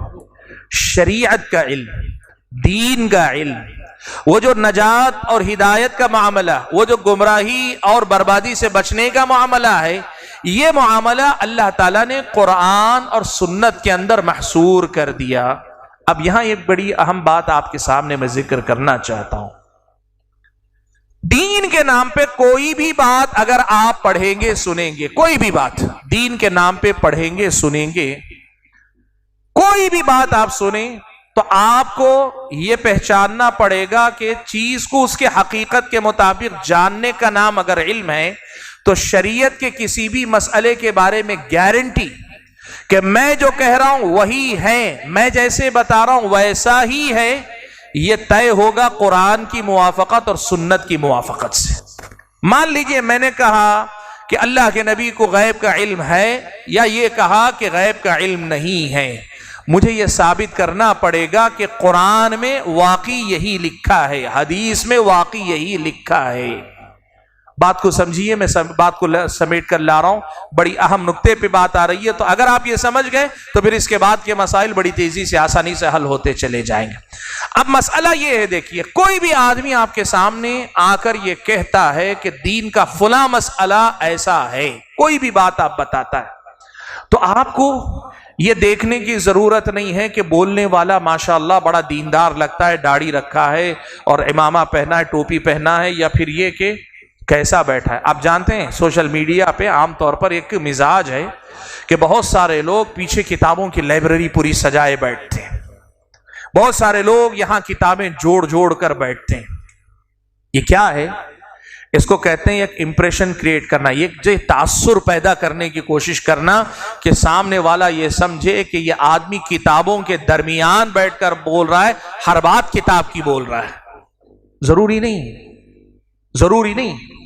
میں نے کہا نا، کسی بھی چیز کو اس کی حقیقت کے مطابق جاننا علم ہے، اور شریعت کا کوئی بھی مسئلہ حقیقت کے مطابق ہے کہ نہیں ہے، اس کے لیے دیکھنا ضروری ہے کہ یہ مسئلہ قرآن و سنت میں ویسا ہی ہے جیسا بتایا جا رہا ہے کہ نہیں، یہ دیکھنا پڑے گا آپ کو۔ اب آپ ایک بات دیکھیں، میں ابھی تھوڑی دیر پہلے آپ کے سامنے کہہ رہا تھا دین کے نام پہ معلومات کا حملہ ہے آپ پر اور ہم پر، یعنی دین کے نام پر بہت ساری معلومات ہمارے اور آپ کے سامنے آتی ہیں۔ کیا کرنا پڑے گا؟ فوراً قبول کر لیں گے؟ نہیں، آپ کو اور مجھ کو کرنا یہ ہوگا، یہ جو معلومات مجھ تک پہنچ رہی ہیں کیا واقعتاً حقیقت ایسی ہی ہے؟ یہ جو ہے تحقیق مجھ کو اور آپ کو کرنی پڑے گی۔ یہ حقیقت ایسی ہی ہے کہ نہیں، یہ ہم اور آپ کو تحقیق کرنی پڑے گی۔ کیسے تحقیق کریں گے؟ ہمیشہ ایک ضابطہ بتاتا ہوں، یاد رکھیے۔ کوئی بھی آدمی کوئی بات بتا رہا ہے، جیسے میں نے ابھی آپ کو بتایا کہ موبائل پہ آپ نے ریل دیکھی، ایک آدمی نے کہا کہ یہ اللہ تعالیٰ کا نام اللطیف ہے، جو آدمی اسے 100 مرتبہ پڑھے گا اللہ تعالیٰ اسے خوب رزق عطا فرمائے گا، اور جو آدمی اسے 1000 مرتبہ پڑھے گا زندگی کی ساری پریشانیوں کا خاتمہ ہو جائے گا۔ یہ آپ نے 2-3 باتیں اس آدمی سے سنی، ایک آدمی نے آپ کے سامنے یہ 2-3 باتیں کہیں، تو آپ کیا کریں گے؟ دیکھیے میں آپ کو بتاتا ہوں، بہت آسان طریقہ۔ پہلا جملہ اس نے کہا اللطیف اللہ کا نام ہے، آپ ڈھونڈیں گے قرآن میں ہے کہ نہیں؟ ہاں، قرآن میں اللہ نے لطیف اللہ تعالیٰ کا نام ذکر کیا ہے۔ اگلی بات اس نے کہی اللطیف اللہ کا نام ہے، 100 مرتبہ اگر اس نام کو پڑھیں گے تو اللہ تعالیٰ رزق میں کشادگی دے دے گا۔ آپ ڈھونڈیں گے قرآن میں کہیں یہ بات لکھی ہوئی ہے کیا؟ اللطیف 100 مرتبہ اگر اس کا ورد کروں گا تو اللہ تعالیٰ میرے رزق میں کشادگی کرے گا، یہ بات کہیں قرآن میں لکھی ہے کیا؟ پورے قرآن میں آپ کو کہیں یہ بات نہیں ملے گی۔ اچھا ٹھیک ہے، قرآن میں نہیں ہے تو پیارے نبی صلی اللہ علیہ وسلم کی حدیث میں ایسی کوئی بات ہے کیا؟ اللہ کے نبی کی حدیث میں کوئی بات ہے کیا؟ اب یا تو یہ ہوگا کہ اللہ کے نبی کی حدیث میں بھی نہیں ہے، تو آپ کہیے کہ لطیف اللہ کا نام ہے، یہاں تک کی بات علم ہے، یہاں تک کی بات علم ہے، واقعے کے مطابق ہے، لیکن یہ اللطیف 100 مرتبہ پڑھیں گے تو رزق میں کشادگی ہوگی، یہ بات علم نہیں ہے، یہ گپ ہے، بس کسی نے اڑا دی ہے، کسی کی کہی ہوئی بات ہے، ایک عام آدمی کا تجربہ ہے، کسی کا اپنا جو ہے کہا ہوا، یہ علم نہیں ہے۔ آپ یہ بات سمجھیے اس کو۔ اچھا ٹھیک ہے، آپ نے کہا قرآن میں نہیں ملا لیکن حدیث میں مجھے مل گیا، تو آپ کو حدیث میں ایک اگلا سفر طے کرنا پڑے گا۔ اچھا، جس حدیث میں یہ بات بتائی گئی ہے کہ 100 مرتبہ اللطیف کہنے پہ رزق میں کشادگی ہوگی، کیا یہ حدیث مستند ہے، صحیح ہے، معتبر ہے، یا یہ کہ یہ حدیث ضعیف ہے، ناقابل اعتبار ہے؟ یہ آپ کو دیکھنا پڑے گا۔ اگر وہ حدیث مستند نہیں، معتبر نہیں، تو بظاہر حدیث میں آئی ہے بات لیکن حقیقت میں وہ بات دین کا حصہ نہیں ہے۔ اب آپ یہ دیکھ لیں، مثال کے طور پر قرآن کی آیت میں آئی ہے بات یا حدیث رسول میں آئی ہے بات، تو اگلے مرحلے میں آپ کو ایک تیسری چیز دیکھنی پڑے گی۔ یہی آیت صحابہ نے پڑھی تھی، یہی آیت صحابہ کے بعد تابعین نے پڑھی تھی، یہی حدیث صحابہ نے سنی تھی، یہی حدیث صحابہ کے بعد تابعین نے سنی تھی۔ انہوں نے اس حدیث سے کیا واقعتاً یہ فضیلت اخذ کی کہ ہمیں کیا کرنا چاہیے؟ 100 مرتبہ اللطیف کو ہمیشہ کا ورد بنا لینا چاہیے. جو بات دین کے نام پہ آپ کے سامنے آئے نا، اس کو اس معیار پہ پرکھتے چلے جائیے. اب جو بات معلومات کے اس خزانے میں سے، معلومات کے اس انبار میں سے، معلومات کے اس ڈھیر میں سے، معلومات کی اس کثرت میں سے آپ کے سامنے منقع ہو کر، نتھر کر، چھلنی میں چھننے کے بعد آتی ہے، یہ ہوتا ہے علم. یہ ہوتا ہے علم. آج سب سے بڑا مسئلہ یہ ہے کہ ایک طرف تو لوگوں نے کیا کیا، دو بڑی غلطیاں کی ہیں میں جن کی طرف اشارہ کرنا چاہوں. ایک طرف تو لوگوں نے یہ کر لیا کہ جو بھی انفارمیشن کسی بھی مسئلے کے بارے میں کوئی بھی معلومات مل گئی، لوگوں نے اسے علم سمجھ لیا. لوگوں نے اسے جو ہے علم سمجھ لیا. کوئی بھی معلومات مل گئی، لوگ علم سمجھ لیا. اور آج آپ دیکھیے سوشل میڈیا پر بولنے والے سینکڑوں نہیں ہزاروں آپ کو ملیں گے، اور قرآن پڑھ پڑھ کر بولیں گے، حدیث پڑھ پڑھ کر بولیں گے. لیکن فرق کہاں ہوگا معلوم آپ کو؟ فرق اس میں ہوگا کہ یا تو قرآن پڑھ کر آدھی بات قرآن کی، باقی آدھی بات اپنی بولیں گے. جیسے میں نے کہا نا، اللطیف اللہ کا نام ہے، یہ قرآن کی بات ہے. اس کو 100 مرتبہ پڑھنے پہ رزق میں کشادہ ہوگی، اس کی کوئی حوالہ قرآن میں نہیں، لیکن قرآن سامنے رکھ کر بولے گا بندہ. اور سننے والا بندہ یہ دیکھتا ہے کہ پڑھتے ہوئے وہ اللطیف کا حوالہ دے رہا ہے، تو وہ سمجھتا ہے اس کے بعد والی بات بھی کہیں قرآن میں ہوگی، شاید مان لیتا ہے. یہ ہے علم کے نام پہ آج فتنہ. آج کے دور کے فتنوں میں سے ایک بہت بڑا فتنہ یہ ہے کہ علم کے نام پہ وہ باتیں پیش کی جا رہی جو باتیں علم نہیں ہیں. اسی لیے آپ ان ہزاروں میں سے، لاکھوں میں سے اگر آپ ڈھونڈنے نکلیں گے نا، تو حقیقی علم آپ کو دینے والے انگلیوں پہ گنے جانے والے لوگ ہی ملیں گے. گپ ہانکنے والے، لمبی لمبی کہانیاں سنانے والے، دنیا جہاں کی سیر و تفریح کرانے والے، سب دین کے نام پر ساری باتیں دین ہی کے احاطے میں ہوں گی، اور آپ کو بھی تسلی رہے گی میں دین ہی کی بات سن رہا ہوں. اس لیے کہ بیچ بیچ میں کبھی کسی قرآن کی آیت کا حوالہ دے دیتا ہے، کبھی کسی حدیث کا ایک لفظ کا سہارا لے لیتا ہے، اور اس کے سہارے سارا بیانیہ، یعنی جو وہ سارا جو خطاب، وہ جو سارا کا سارا اس کا ایکسپلینیشن ہے، وہ سارا دین بن جاتا ہے. اسی فتنے سے نکلنے کے لیے ہمیں علم کی پہچان کرنی چاہیے. آج ایک بہت بڑا مسئلہ ہے یہ. آج آپ موبائل کھولیں گے، کتنے لوگ آپ کو کس کس کے بارے میں بتائیں. لوگ کہتے ہیں مثال کے طور پر فلاں انجینئر فتنہ ہے، فلاں ڈاکٹر فتنہ ہے، فلاں جو ہے وکیل فتنہ. یہ کرنا 4 لوگوں کے نام لے لیے، 26 لوگوں کے نام لے، آخر اور کتنے لوگوں کے نام لے کر بتائیں. 25 لوگوں کے نام لے لیتے ہیں، 150 لوگ اور بچ جاتے ہیں. اس لیے بنیادی طریقہ یہ کہ ان کے نام تو ہیں، ان کو بتاؤ، ان سے لوگوں کو آگاہ کرو، لیکن یہ بنیادیں پہلے اپنی مضبوط کرو آپ، کہ آپ کو یہ فرق معلوم ہونا چاہیے. علم کسے کہتے ہیں پہلے پہچانو. جس دن آپ علم کو پہچان لیں گے، اس دن آپ سمجھ جائیں گے کہ آپ کو مارکیٹ میں کہیے، یا پھر آپ کہیے مدارس میں، یا حتیٰ کہ ممبر و محراب سے گفتگو کرنے والے، حتیٰ کہ یہاں بیٹھ کر مجھ جیسے بات کرنے والوں میں سے کون بات علم کی کر رہا ہے اور کون بات جو ہے ایسے ہی لمبی لمبی کر رہا ہے، یہ سمجھ میں آئے گی. اور دوسری طرف ایک بڑا مسئلہ کیا ہے معلوم آپ کو؟ سائنس میں جو سائنس ہم کہتے ہیں نا، میں نے سائنس کے بارے میں بتایا آپ کو، اور دنیا کے علم کے بارے میں آپ کو میں نے بتایا کہ دنیا کا علم ہے ہی انسان کی عقل پر اس کا زیادہ دار و مدار. انسان اپنی عقل ہی سے ہر چیز کے بارے میں سوال کرتا ہے اور اس کے بارے میں مسائل کو اخذ کر لیتا ہے. بہت سارے لوگ کیا کرتے ہیں پتہ ہے؟ وہ جو شریعت کا علم ہے، اس شریعت کے علم کو حاصل کرنے کے لیے، یہ جو دنیا کا علم حاصل کرنے کے لیے ضابطہ ہے کہ ہر چیز پہ کوشچن کرو، اعتراض کرو، شک کرو. سائنس کہتی ہے کہ آپ شک کریں. شک کرنا اصل میں علم کی بنیاد ہے. اسلامی شریعت آپ کو بتاتی دین کے معاملے میں شک کرنا دین کی بنیاد نہیں، دین کے معاملے میں تصدیق کرنا، نبی کی تصدیق کرنا، نبی کو سچا جاننا، یہ علم کی بنیاد ہے اسلامی شریعت میں. بہرحال میں بات کو اس معاملے میں اور زیادہ لمبی لے کر نہیں جانا چاہتا. اس پہلے مسئلے کے لیے عنوان کیا تھا ہمارا؟ علم اور علماء کی پہچان. ان میں سے ہم نے کوشش کی میں کہ مختصر سے وقت میں آپ کے سامنے علم کی پہچان کیا ہے اس حوالے سے بات کروں. اب دین کے علم کے نام پر کوئی بھی معلومات آپ کے سامنے آئیں گی، آپ معلومات اور علم میں فرق کرنے والے بن جاؤ.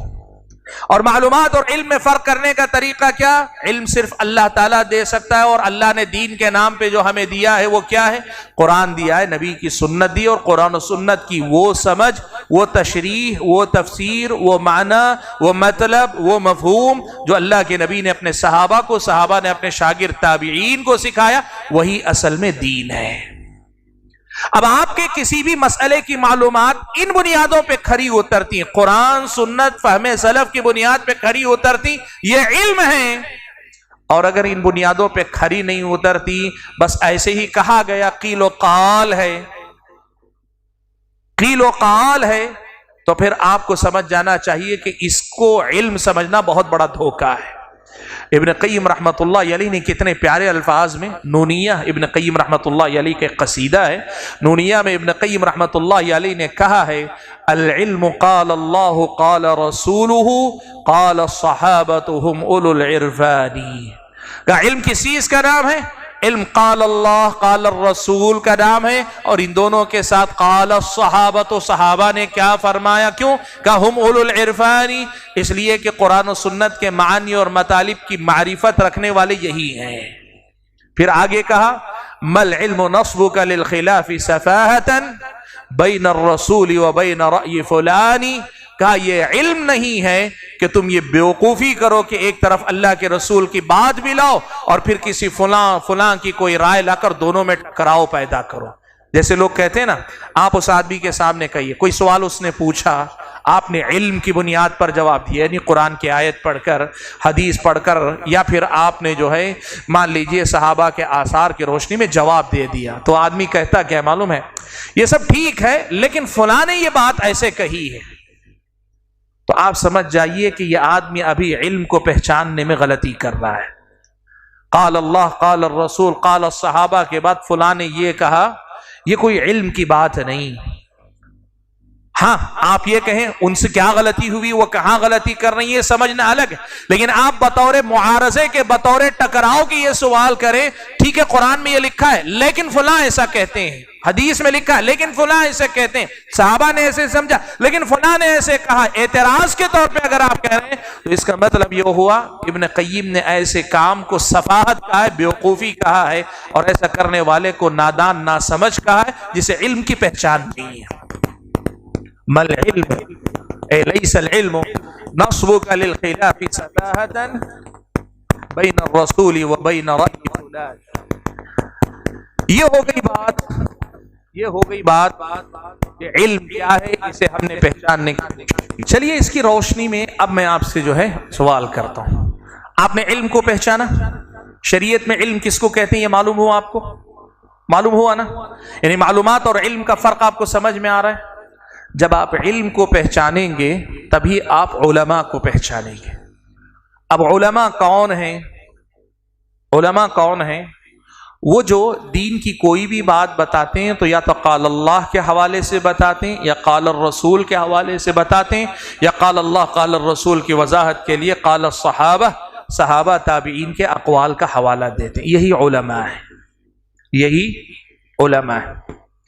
جو آدمی ان اصولوں سے ہٹ کر بات کرے، مثال کے طور پر ایک آدمی ہے وہ کہتا ہے کہ میں صرف قرآن سے آپ کے سارے سوالات کا جواب دوں گا، آپ کو سمجھ جانا چاہیے کہ یہ آدمی عالم نہیں، یہ آدمی جو دے رہا ہے وہ علم نہیں، اس لیے کہ قرآن علم ہے لیکن مکمل علم قرآن، سنت اور قال الصحابہ کو مل کر اللہ نے پورا کیا ہے۔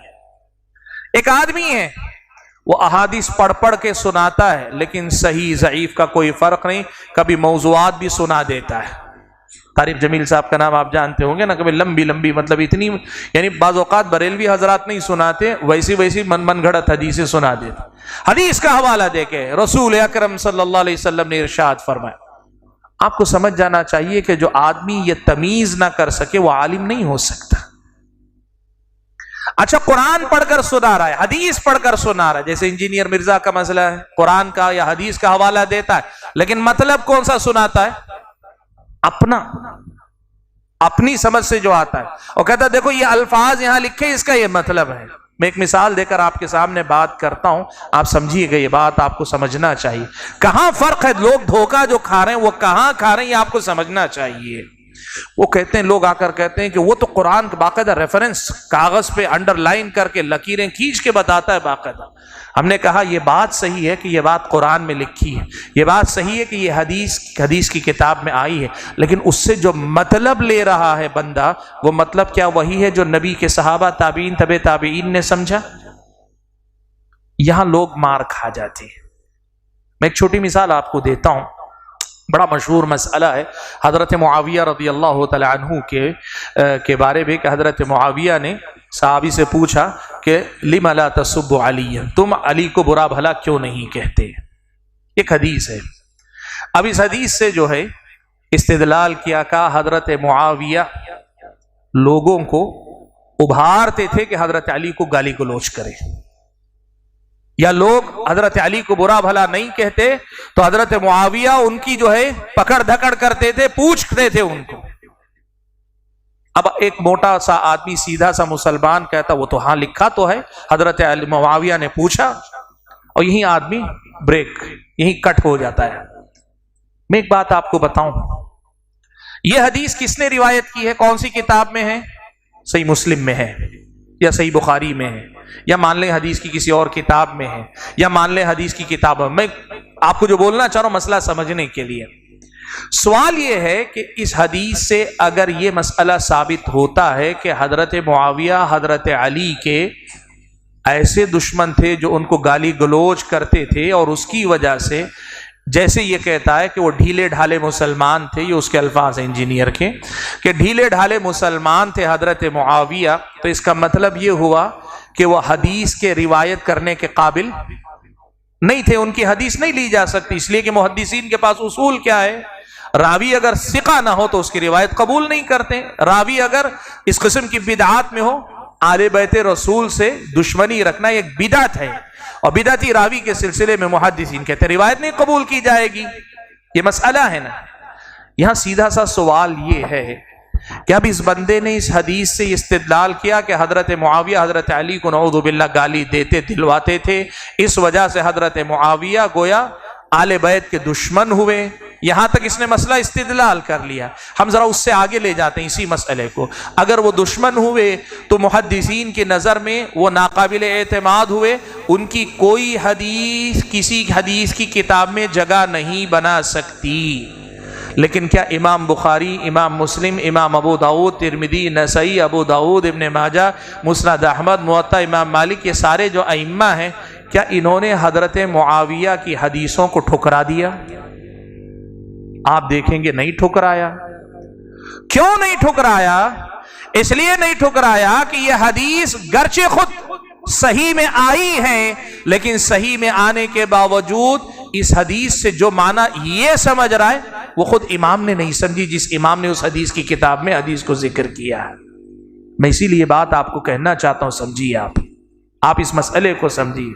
کوئی آدمی آپ کے سامنے قرآن کی آیت پڑھ دے تو فوراً آپ لٹو ہو جائیں گے۔ ویسے اگر کہیں گے تو آپ کو معلوم ہے میلاد کرنے والے آیت پڑھتے ہیں، قل بفضل اللہ وبرحمتہ فبذلک فلیفرحوا، اے نبی کہہ دیجئے کہ اللہ کے فضل سے اور اسی کی رحمت سے یہ سب کچھ ہوا، اور مومنوں کو چاہیے کہ اس پر خوش ہو جائیں۔ تو اب اس آیت سے تو کہا کہ اللہ کے نبی سب سے بڑی رحمت ہے، قرآن میں اللہ نے کہا وما ارسلناک الا رحمۃ للعالمین، اس طرح جو ہے ہم عید میلاد منا سکتے ہیں، قرآن کا حکم ہے۔ کرنا کیا چاہیے؟ سیدھے سیدھے سوال یہ کہ ہاں یہ قرآن کی آیت ہے، لیکن کیا اس آیت کا مطلب اللہ کے نبی نے یہی سمجھا، صحابہ کو یہی معنی سمجھایا تھا؟ نہیں۔ جب اللہ کے نبی اور صحابہ نے نہیں سمجھایا، تم نیا معنی نکال رہے ہو، تو گرچہ حوالہ قرآن کا دے رہے ہو لیکن تم جو ہے عالم نہیں ہو، تم عالم نہیں، اس لیے کہ تمہاری بات علم نہیں ہے، گرچہ تم قرآن کے حوالے سے بات کر رہے ہو۔ میں نے کہا علماء کی پہچان کے لیے پہلی بنیادی بات، عالم وہ ہوتا ہے جو قال اللہ، قال الرسول، قال الصحابہ کے حوالے سے بات کرے، جس کی گفتگو اسی کے دائرے میں گھومتی رہے اور اسی کی اساس پر قائم رہے، وہ آدمی اصل میں عالم ہے۔ جسے ہم عالم کہتے ہیں وہی ہے جس کی بنیاد ان باتوں پہ ٹکی رہے۔ اب اس کے بعد ان بنیادوں کی روشنی میں کچھ باتیں میں آپ کو بتاتا ہوں۔ سلف صالحین نے آیات، احادیث اور سلف کے آثار کی روشنی میں علماء کی کچھ علامتیں ذکر کی ہیں، میں وہ بتاتا ہوں، ان کی روشنی میں آپ پہچان لیں گے۔ سب سے پہلی بات، جو آدمی اپنی عقل سے جواب دے. کوئی بھی سوال پوچھا جائے آدمی اپنی عقل سے بولتا ہے اور بہت اچھا بولتا ہے, بہت اچھا بولتا ہے, بہت لاجیکل پوائنٹ بولتا ہے, وہ عالم نہیں ہے. لاجیکل بولنا یہ عالم کی علامت نہیں ہے. قرآن کی بولنا, حدیث کی بولنا, صحابہ کے قول کی بولنا یہ عالم ہونے کی علامت. بہت سارے لوگ یہ کہتے ہیں بھئی فلاں صاحب بہت لاجیکل بولتے ہیں, کوئی عالم آج تک ایسے نہیں بولتا, اس لیے ہماری نظر میں ان سے بڑا عالم کوئی نہیں. اللہ کے بندے, تم نے علم کو پہچانا کہاں ہے؟ تم نے یہ دیکھا ہے کہ کون زیادہ تمہاری عقل کو اپیل کرتا ہے؟ تم اپنی عقل پرستی کی طرف جا رہے ہو, علم کی طرف نہیں جا رہے ہو. علم وہ جو قال اللہ قال الرسول قال الصحابہ کی بنیاد پر ہو, وہ نہیں جو لوگ لاجیکل باتیں کر کے لوگوں کو مطمئن کرے تو آپ کہیں کہ واقعی معنوں میں بہت بڑی بات اس نے کہی ہے. نہیں, یہ علم عالم ہونے کی علامت نہیں. تو بات یاد رکھیں, قال اللہ قال الرسول اور قال الصحابہ یہ اس کی بنیاد ہونی چاہیے. اچھی بات. عالم کس کو کہتے ہیں؟ مان لیجئے مجھے 10 مسائل کا علم ہے, مجھے 20 مسائل کا علم ہے, مجھے 50 مسائل کا علم ہے, مجھے 100 مسائل کا علم ہے, تو کیا مجھے عالم کہیں گے؟ جیسے مثال کے طور پر ایک آدمی ہے, اس کے پاس جو ہے نا جتنے کانٹروورشیل مسائل ہیں, یعنی جو مختلفی مسائل, متنازع مسائل, اہل حدیث اور دیوبندی کے درمیان کچھ مسائل میں اختلاف ہے, اہل حدیث اور بریلوی کے درمیان کچھ مسائل میں اختلاف ہے, اہل حدیث اور شیعہ کے درمیان مسائل میں اختلاف ہے, اہل حدیث اور جماعت اسلامی کے درمیان کچھ مسائل میں اختلاف ہے. یہ جو چنندہ مسائل ہیں اس میں ایکسپرٹ ہے ایک دم. مطلب آپ اگر پوچھیں گے وہی بیٹھے بیٹھے وہ حدیثیں نمبر کے ساتھ, صفحہ نمبر کے ساتھ سنا دیتا ہے. کسی کے ساتھ بھی, کوئی بھی جماعت, کوئی بھی فرقہ, ان کے بارے میں معلومات لے آئے, عالم کہیں گے اس کو؟ میرا سوال ہے, آپ کہیے. یہ دیکھیے یہاں سے ہمارے لوگ دھوکہ کھا رہے ہیں. کہاں سے غلطیاں؟ اس کو ایکسپرٹ کو کہیں نہیں, کہیں گے کہ اس آدمی کے پاس ان 2 جماعتوں, گروہوں کے بارے میں اچھی معلومات ہیں, اچھی معلومات ہیں. عالم وہ نہیں. عالم کون ہوتا ہے معلوم؟ دیکھو میں ایک اثر آپ کو بتاتا ہوں, یہاں سے آپ سمجھو عالم کون ہوتا ہے. ابن قیم رحمت اللہ علیہ نے اپنی کتاب اعلام الموقعین کے اندر, یا اعلام الموقعین کے اندر, دونوں طرح سے پڑھا گیا نام, تو اس میں ایک اثر امام احمد بن حنبل کا نقل کیا ہے کہ ایک صاحب امام احمد بن حنبل کے پاس آئے اور کہنے لگے کہ ایک آدمی ہے, اسے 1,00,000 حدیثیں یاد ہیں, کیا وہ فتویٰ دے سکتا ہے؟ 1,00,000 حدیثیں یاد ہیں, فتویٰ دے سکتا ہے کیا؟ امام احمد نے کہا نہیں. اس آدمی نے کہا 2,00,000 حدیثیں یاد ہیں, وہ فتویٰ دے سکتا ہے؟ امام احمد نے کہا نہیں. 3,00,000 حدیثیں یاد ہیں اسے, فتویٰ دے سکتا ہے؟ امام احمد نے کہا نہیں. امام سائل نے پوچھا 4,00,000 حدیثیں یاد ہیں, کیا وہ فتویٰ دے سکتا ہے؟ راوی کہتے ہیں کہ امام احمد نے کہا ہاتھ کو حرکت دی, حرک یدہ, یعنی دے سکتا ہے. کتنی حدیثوں پر؟ 4,00,000. اب آپ یہ پوچھیں گے, مجھے سے پوچھ لیں گے پہلے آپ کو 4,00,000 حدیثیں یاد ہیں کیا, ہے نا؟ اب امام احمد بن حنبل نے کہا ہے تو آپ سب سے پہلے مجھے سے پوچھیں گے, میں بات کر رہا ہوں. سمجھیے مسئلہ کیا ہے. امام احمد بن حنبل رحمت اللہ علیہ کے اس قول کو سمجھنے کے لیے آپ کو امام احمد بن حنبل کی سیرت اور ان کے اپنی کچھ باتوں کو جو دیکھنا پڑے گا. وہ کیا ہے معلوم؟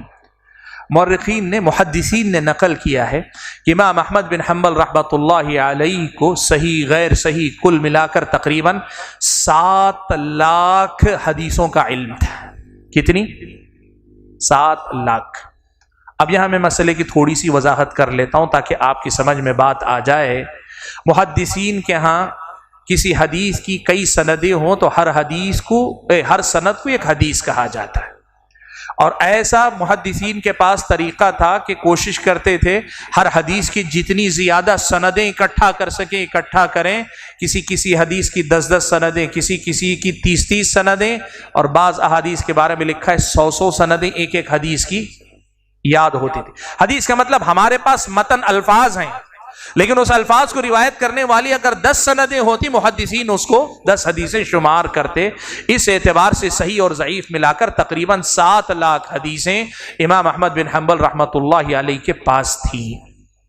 اب اس 7 لاکھ کو اس جواب سے جوڑ کر اگر آپ دیکھیں گے نا، 1 لاکھ 2 لاکھ 3 لاکھ 4 لاکھ حدیثوں کے جاننے والا فتویٰ نہیں دے سکتا، 4 لاکھ کے بعد دے سکتا ہے۔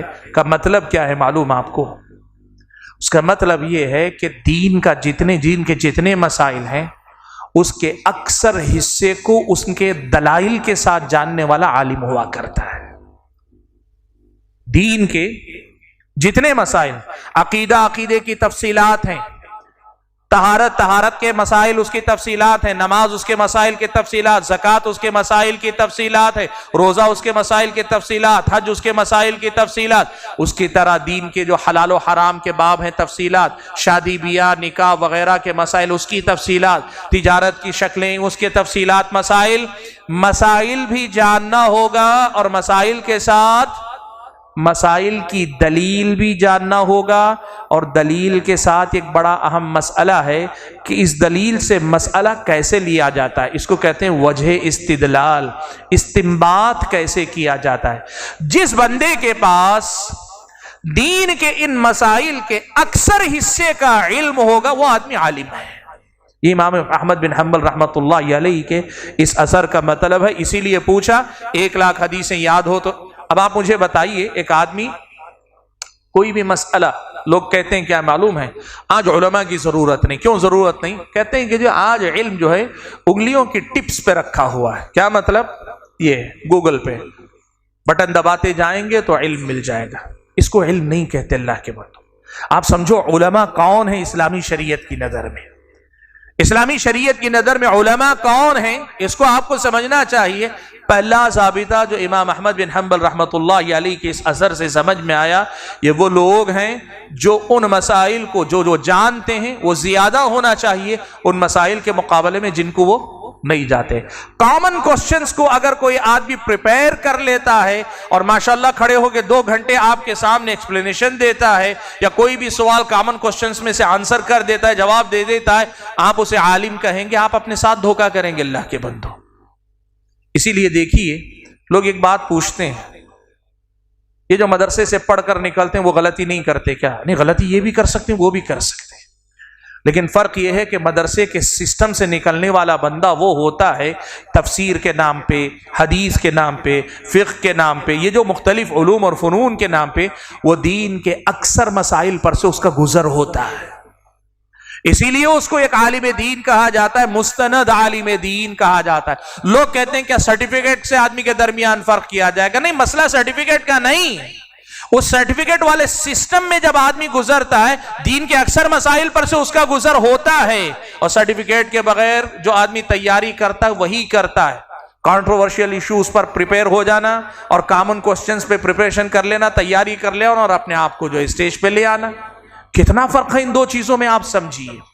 اسی لیے میں کہہ رہا ہوں علماء کی پہچان ضروری ہے اگر آپ علم لینا چاہتے ہیں، اور علماء کی پہچان امام احمد بن حنبل رحمۃ اللہ علیہ نے یہ بتائی ہے۔ دوسری بات، ایک بڑی اہم بات ہے، میں بات کرتا ہوں مدرسے کے مسائل ہی میں۔ اب مدرسے سے پڑھ کر ایک طالب علم نکلا یا کسی عالم دین کی صحبت میں بیٹھ کر پڑھا لکھا، اللہ تعالیٰ نے انسانوں کو ایک جیسا نہیں بنایا۔ ایک طالب علم کسی استاذ کے پاس 2 سے 3 سال بیٹھتا ہے، اتنا علم حاصل کر لیتا ہے کہ وہ واقعی معنوں میں فتویٰ دینے کے قابل ہو جائے۔ اس کی مہارت، اس کی قابلیت، استاذ کے ساتھ لگے رہنا، وہ ساری چیزیں مل کر اسے بنا سکتی ہیں۔ عام طور پہ نہیں ہوتا 3 سال میں، میں مثال دینے کے لیے آپ کے سامنے کہہ رہا ہوں، لمبی مدت چاہیے عالم ہونے کے لیے۔ لیکن وہی ایک طالب علم ہے، اس کے مقابلے میں 2 سال اور زیادہ استاذ کے ساتھ بیٹھتا ہے، لیکن پھر بھی اتنی مضبوطی اس کے اندر نہیں آتی۔ اسی لیے ایک ضابطہ ہمارے پاس ہے، وہ کیا ہے معلوم ہے؟ وقت کے جو معتبر مستند علماء ہیں ان لوگوں نے آپ کے حق میں گواہی دی ہو کہ ان سے علم لیا جا سکتا ہے، آپ کو اسی کو کہتے ہیں تزکیہ آپ کا کیا ہو۔ یہ مسئلہ کہاں سے سمجھ میں آتا ہے؟ امام مالک رحمت اللہ علیہ فرماتے ہیں ما افتیت، میں نے جو ہے فتویٰ اس وقت تک دینا شروع نہیں کیا جب تک مدینے کے 70 علماء نے مل کر میرے بارے میں گواہی دے دی کہ یہ آدمی اس کا اہل ہے کہ اس آدمی سے علم لیا جا سکتا ہے، تب جا کر میں نے کیا کیا؟ علم حاصل کرنا شروع کیا۔ اب آپ کو ایک بات بتا دوں، اس مسئلے کو بھی کچھ لوگوں نے غلط انداز میں لے لیا۔ اب یہ کہہ دیا کہ سعودی عرب کے علماء جس کا فتویٰ، جس کا تزکیہ کریں گے ہم اسی سے علم لیں گے۔ نہیں، ایسا بھی تو نہیں ہے شریعت مطہرہ میں۔ اسی لیے اہل علم نے یہ بات لکھی ہے کہ کچھ لوگ محدثین کے پاس آدمی کا جو تزکیہ ہوتا ہے نا، تزکیے کے دو درجے، ایک تو علماء تزکیہ کریں اور اس سے پہلے ایک درجہ، اس سے افضل درجہ، اس کو کہتے ہیں الاستفاضۃ والشہرہ۔ کوئی آدمی اپنے علم اور اپنی جو ہے مہارت، علمی قابلیت سے اتنی شہرت حاصل کر لیتا ہے کہ سارے علماء کے نزدیک خود بخود اس کی شخصیت مسلمہ حیثیت کی ہو جائے، مسلمہ شخصیت کی حیثیت وہ حاصل کر لیتا ہے، تو اب جا کے آپ کو ڈھونڈنے کی ضرورت نہیں کس نے ان کا تزکیہ کیا ہے، ضرورت نہیں۔ وقت کے سارے علماء ان کو جو ہے قبول کر رہے ہیں، کافی ہے یہ۔ اور اگر گمنام قسم کا آدمی، نیا آدمی ہے، تو پہلے دیکھ لو کہ علماء نے اس کے بارے میں کیا کہا ہے۔ کیوں؟ یہاں جو ہے جس کو کہتے ہیں مونوپولی والی بات نہیں، یعنی کوئی اجارہ داری والا مسئلہ نہیں ہے، لیکن یہ ہے کہ یہ آدمی جو معلومات رکھتا ہے یہ اتھینٹک ہے کہ نہیں، اس قابل ہے کہ نہیں، کون پہچانے گا؟ جو اس سے بڑا علم والا ہوگا وہ پہچان کرنا بتائے گا۔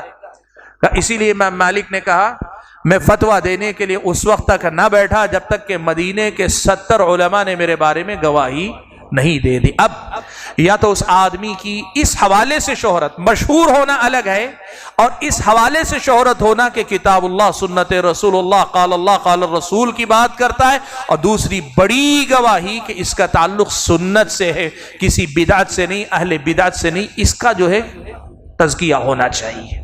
بغیر اس کے کسی آدمی سے علم نہیں حاصل کیا جائے۔ اب ہمارے اپنے لوگ کہتے ہیں کہ بھئی کتنے سارے لوگ ہیں، ٹھیک ہے بدعتی ہوا تو کیا ہوا، ہمارے پاس اتنی قابلیت ہے کہ ہم فرق کر سکتے ہیں۔ آپ میری ہی بات دہرا سکتے ہیں، قال اللہ، قال الرسول اور صحابہ کے اقوال کی روشنی میں جو بات کریں ہم فرق کر لیں گے۔ اہل بدعت نہیں، بدعتی کیسے جو ہے بدعت کو اپنی رواج دیتا ہے آپ کو اندازہ بھی نہیں ہوگا۔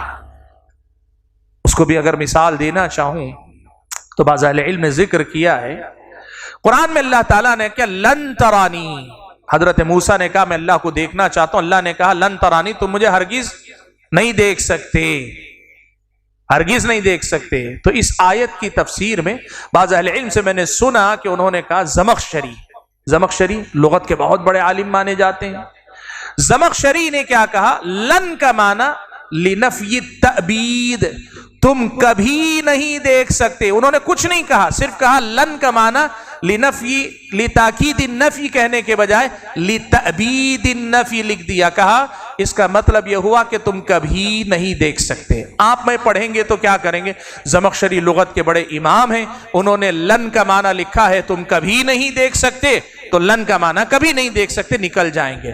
لیکن آپ کو پتا ہے یہاں ان کا یہ کہنا کہ تم کبھی نہیں دیکھ سکتے، اصل میں وہ اپنے غلط عقیدے کے دفاع کے لیے یہاں یہ بنیاد قائم کر رہے ہیں۔ معتزلہ کا عقیدہ یہ ہے کہ جنت میں بھی کوئی اللہ تعالیٰ کو نہیں دیکھ سکتا۔ اب اس آیت میں اللہ نے لن ترانی حضرت موسیٰ سے کہا تو دنیا کے بارے میں کہا تھا، دنیا میں تم مجھے نہیں دیکھ سکتے، حدیث میں ہے، قرآن میں ہے کہ جنت میں جنتی دیکھیں گے۔ اب یہاں وہ سارا عقیدہ انہوں نے نہیں بیان کیا، زمخشری نے صرف ایک لفظ کا معنی میں کہہ دیا، تاکید النفی کے بجائے تعبید النفی، یعنی نفی مؤبد، ہمیشہ کی نفی پر یہ لفظ دلالت کرتا ہے، پورے غلط عقیدے کی بنیاد فراہم کر دی۔ کیسے پہچانیں گے آپ؟ کہتے ہیں میرے پاس علم ہے میں پہچان لوں گا بدعتی کو، کیسے پہچانیں گے آپ بدعتی کو؟ اسی لیے میں کہہ رہا ہوں کہ علماء ایسے آدمی، یا تو وہ آدمی اتباع کتاب و سنت منہج سلف کا پیروکار ہے، اس حوالے سے اتنا معروف ہو کہ پھر اسے علماء کی گواہی کی ضرورت نہ رہے، علم اور سنت کی پیروی میں اس کی شہرت ہو، یا پھر یہ کہ معروف علماء میں سے کوئی آدمی نیا آتا ہے، آپ کو اچھا لگتا ہے، تو بڑے علماء ہمارے موجود ہیں، ان سے رابطہ کیجئے، پوچھ لیجئے کہ آپ کیا کہتے ہیں کہ یہ ہمارے اپنے علماء میں سے ہیں کہ نہیں، ورنہ کیا ہوگا معلوم؟ میں قصہ سناتا ہوں آپ کو، لوگ اکتانے لگے ہیں، وقت کم ہے، اکتانے لگے ہیں، قصہ سناتا ہوں، بہت اچھا ہے، دلچسپ ہے، مزہ آئے گا آپ کو انشاءاللہ۔ قصہ کیا ہے، ایک دن ایک صاحب آئے مجھ سے کہنے لگے، ملاقات ہوئی ایسے ہی کئی سال پہلے کی بات ہے، آپ کو یاد ہے پہلے ٹی وی آتی تھی Q T V, Quetta T V, پڑوسی ملک پاکستان کا چینل تھا، اس کیو ٹی وی کے بارے میں کہنے لگے، مجھ سے ملاقات ہوئی تو کہنے لگے، بہت محبت سے کہنے لگے کہ میں صحیح بخاری کا درس روزانہ سنتا ہوں، اور ہمارے ہی عالم ہیں، حدیث عالم ہیں، اور بہت زبردست درس دیتے ہیں۔ میں سوچنے میں پڑ گیا، اس لیے کہ الحمدللہ اگر ایسا کوئی سلسلہ ٹی وی پہ چلتا ہے یا کہیں مستقل کوئی درس دے رہے ہیں تو پتہ چل جاتا ہے کہ بھئی ہمارے علماء میں سے فلاں عالم فلاں کتاب کی تفسیر کر رہے ہیں، قرآن کی تفسیر کر رہے ہیں، حدیث کی شرح کر رہے ہیں، یہ ہمیں پتہ چل جاتا ہے۔ میں سوچ کر دیکھ رہا ہوں، میری معلومات کی حد تک اس وقت کوئی اہل حدیث عالم صحیح بخاری کا درس کسی ٹی وی چینل پہ نہیں دے رہے ہیں، لیکن یہ صاحب کر رہے ہیں نہیں میں بالکل جو ہے جانتا ہوں، بالکل اہل حدیث ہیں اور جو ہے وہ خوب زبردست صحیح بخاری کا درس دیتے ہیں۔ میں نے پھر ان سے پوچھا کون سے چینل پہ دیکھتے ہیں؟ تو کہا کیو ٹی وی پر۔ پھر میں نے پوچھا کیسے ہیں وہ؟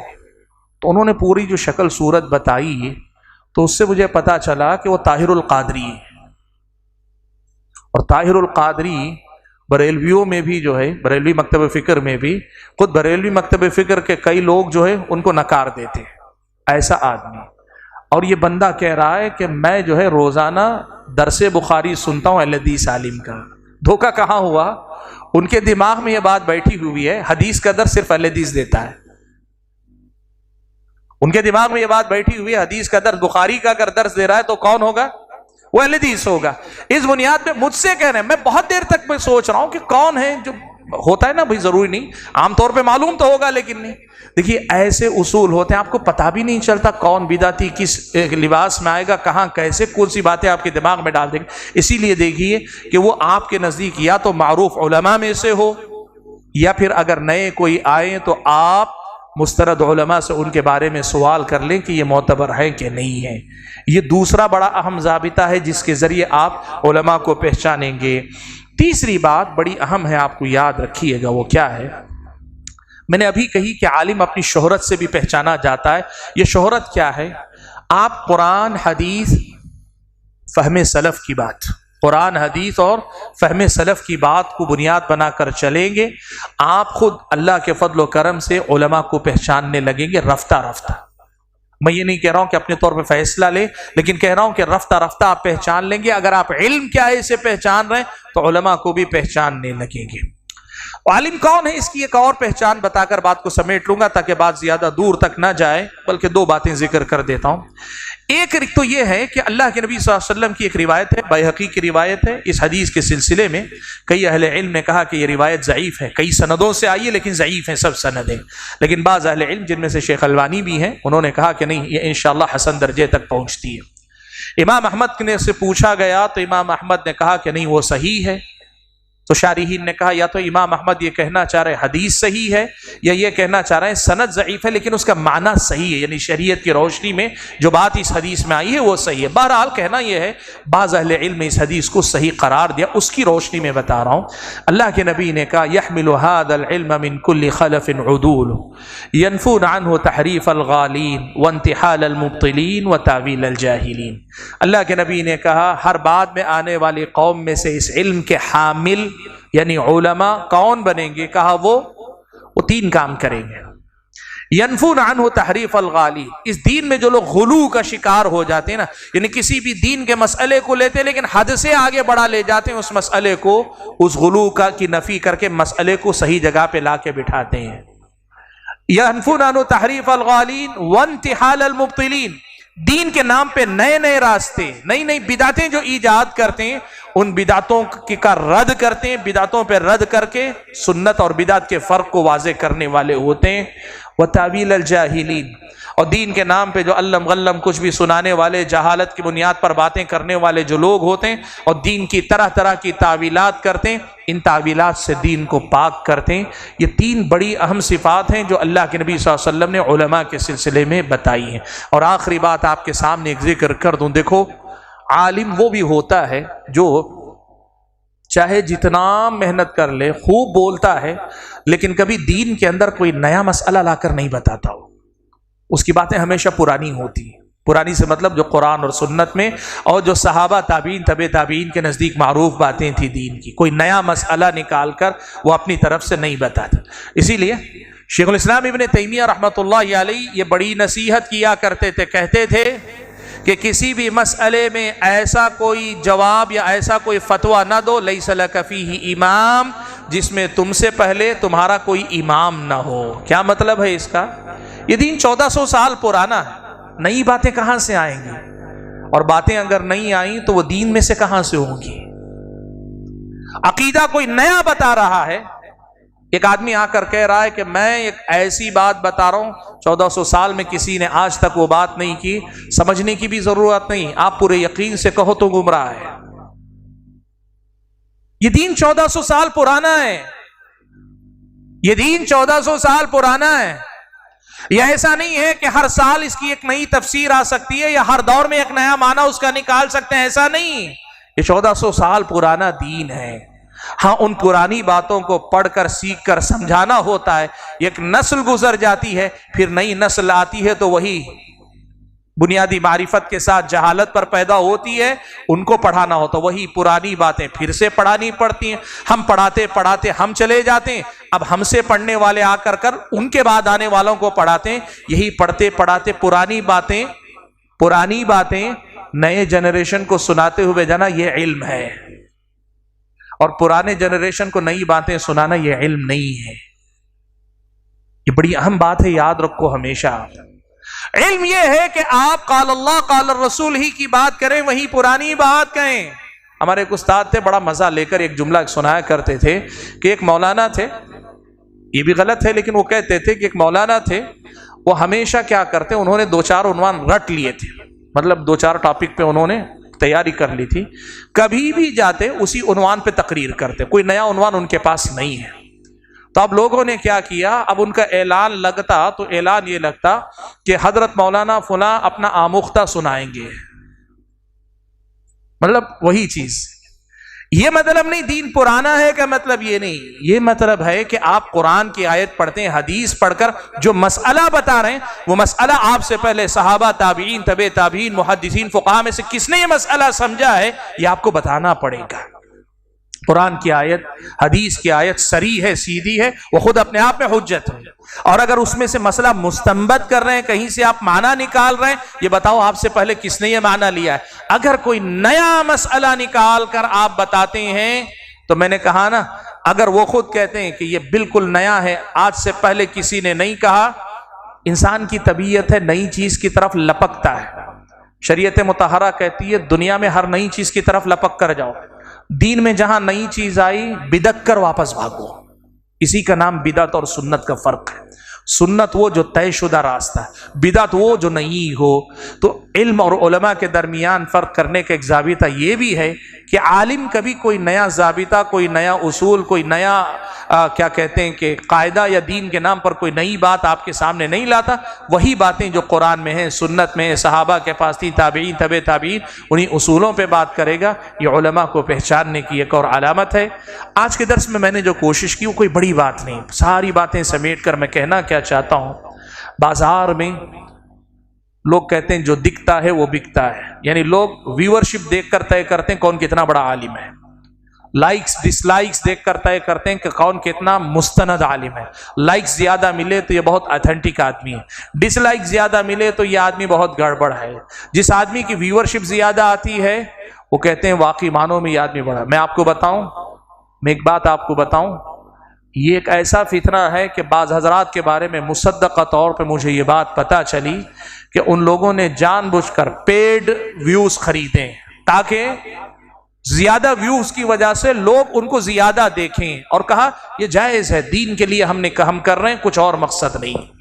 ایک صاحب میرے پاس آئے، کہنے لگے کہ آپ کی تقریریں میں دیکھتا ہوں لیکن مشکل سے جو خطبہ جمعہ 1000-2000 لوگ سنتے ہیں، میں ایسا کر سکتا ہوں کہ کوئی بھی آدمی سرچ کرے گا سب سے پہلے آپ کا نام آئے گا، سب سے پہلے آپ کی آئے گی، مگر حرام ہے تم پر کہ ایسی کوئی بات بھی کرو تو۔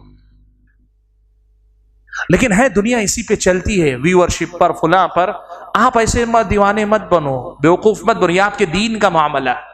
علم کو پہچانو، علماء کو پہچانو، اور جب علم اور علماء کو آپ پہچان لیں گے تو کیا ہوگا؟ العلم قبل القول والعمل کی وہ جو بنیاد ہے، آپ اپنے دین کو صحیح بنیادوں پر قائم کر لیں گے، آپ کا دین صحیح بنیادوں پہ استوار ہو جائے گا، اور آپ وہاں سے انشاءاللہ صحیح معنوں میں صحیح رخ پر آگے بڑھ جائیں گے۔ اب اس کی روشنی میں آپ خود دیکھ لو، یہ جو موبائل پر آپ کے یوٹیوب پر، فیس بک پر، انسٹاگرام پر، یا جو ریلز بنتی ہیں اس میں جو معلومات آتی ہیں، ان کے ساتھ آپ کو کیسا رویہ اپنانا چاہیے، کیا سلوک کرنا چاہیے۔ جو بھی ملے ادب سے سن لیں گے، دین کی بات ہے نہیں، آپ کے اندر آج کے بعد اتنا فرق تو آ جانا چاہیے کہ آپ دیکھیں یہ جنرل باتیں ہیں، لوگ کچھ بھی کہتے رہتے ہیں، مجھے دیکھنا ہے کہ اس میں سے معتبر کیا ہے، علم کیا ہے، اور ان بولنے والوں میں سے عالم کون ہے، اسی کو دیکھ کر مجھے قبول کرنا ہے۔ اللہ سے دعا کیجئے کہ اللہ تعالیٰ مجھے اور آپ سبھی حضرات اور خواتین کو جو کچھ ہم نے آج سنا ہے، سب سے پہلے اس کو صحیح انداز سے سمجھنے کی توفیق عطا فرمائیں، اور جو باتیں ہماری سمجھ میں آ رہی ہیں ان کی روشنی میں صحیح علم اور صحیح علماء کو پہچاننے کی توفیق عطا فرمائیں۔ آمین۔ وآخر دعوانا ان الحمد للہ رب العالمین۔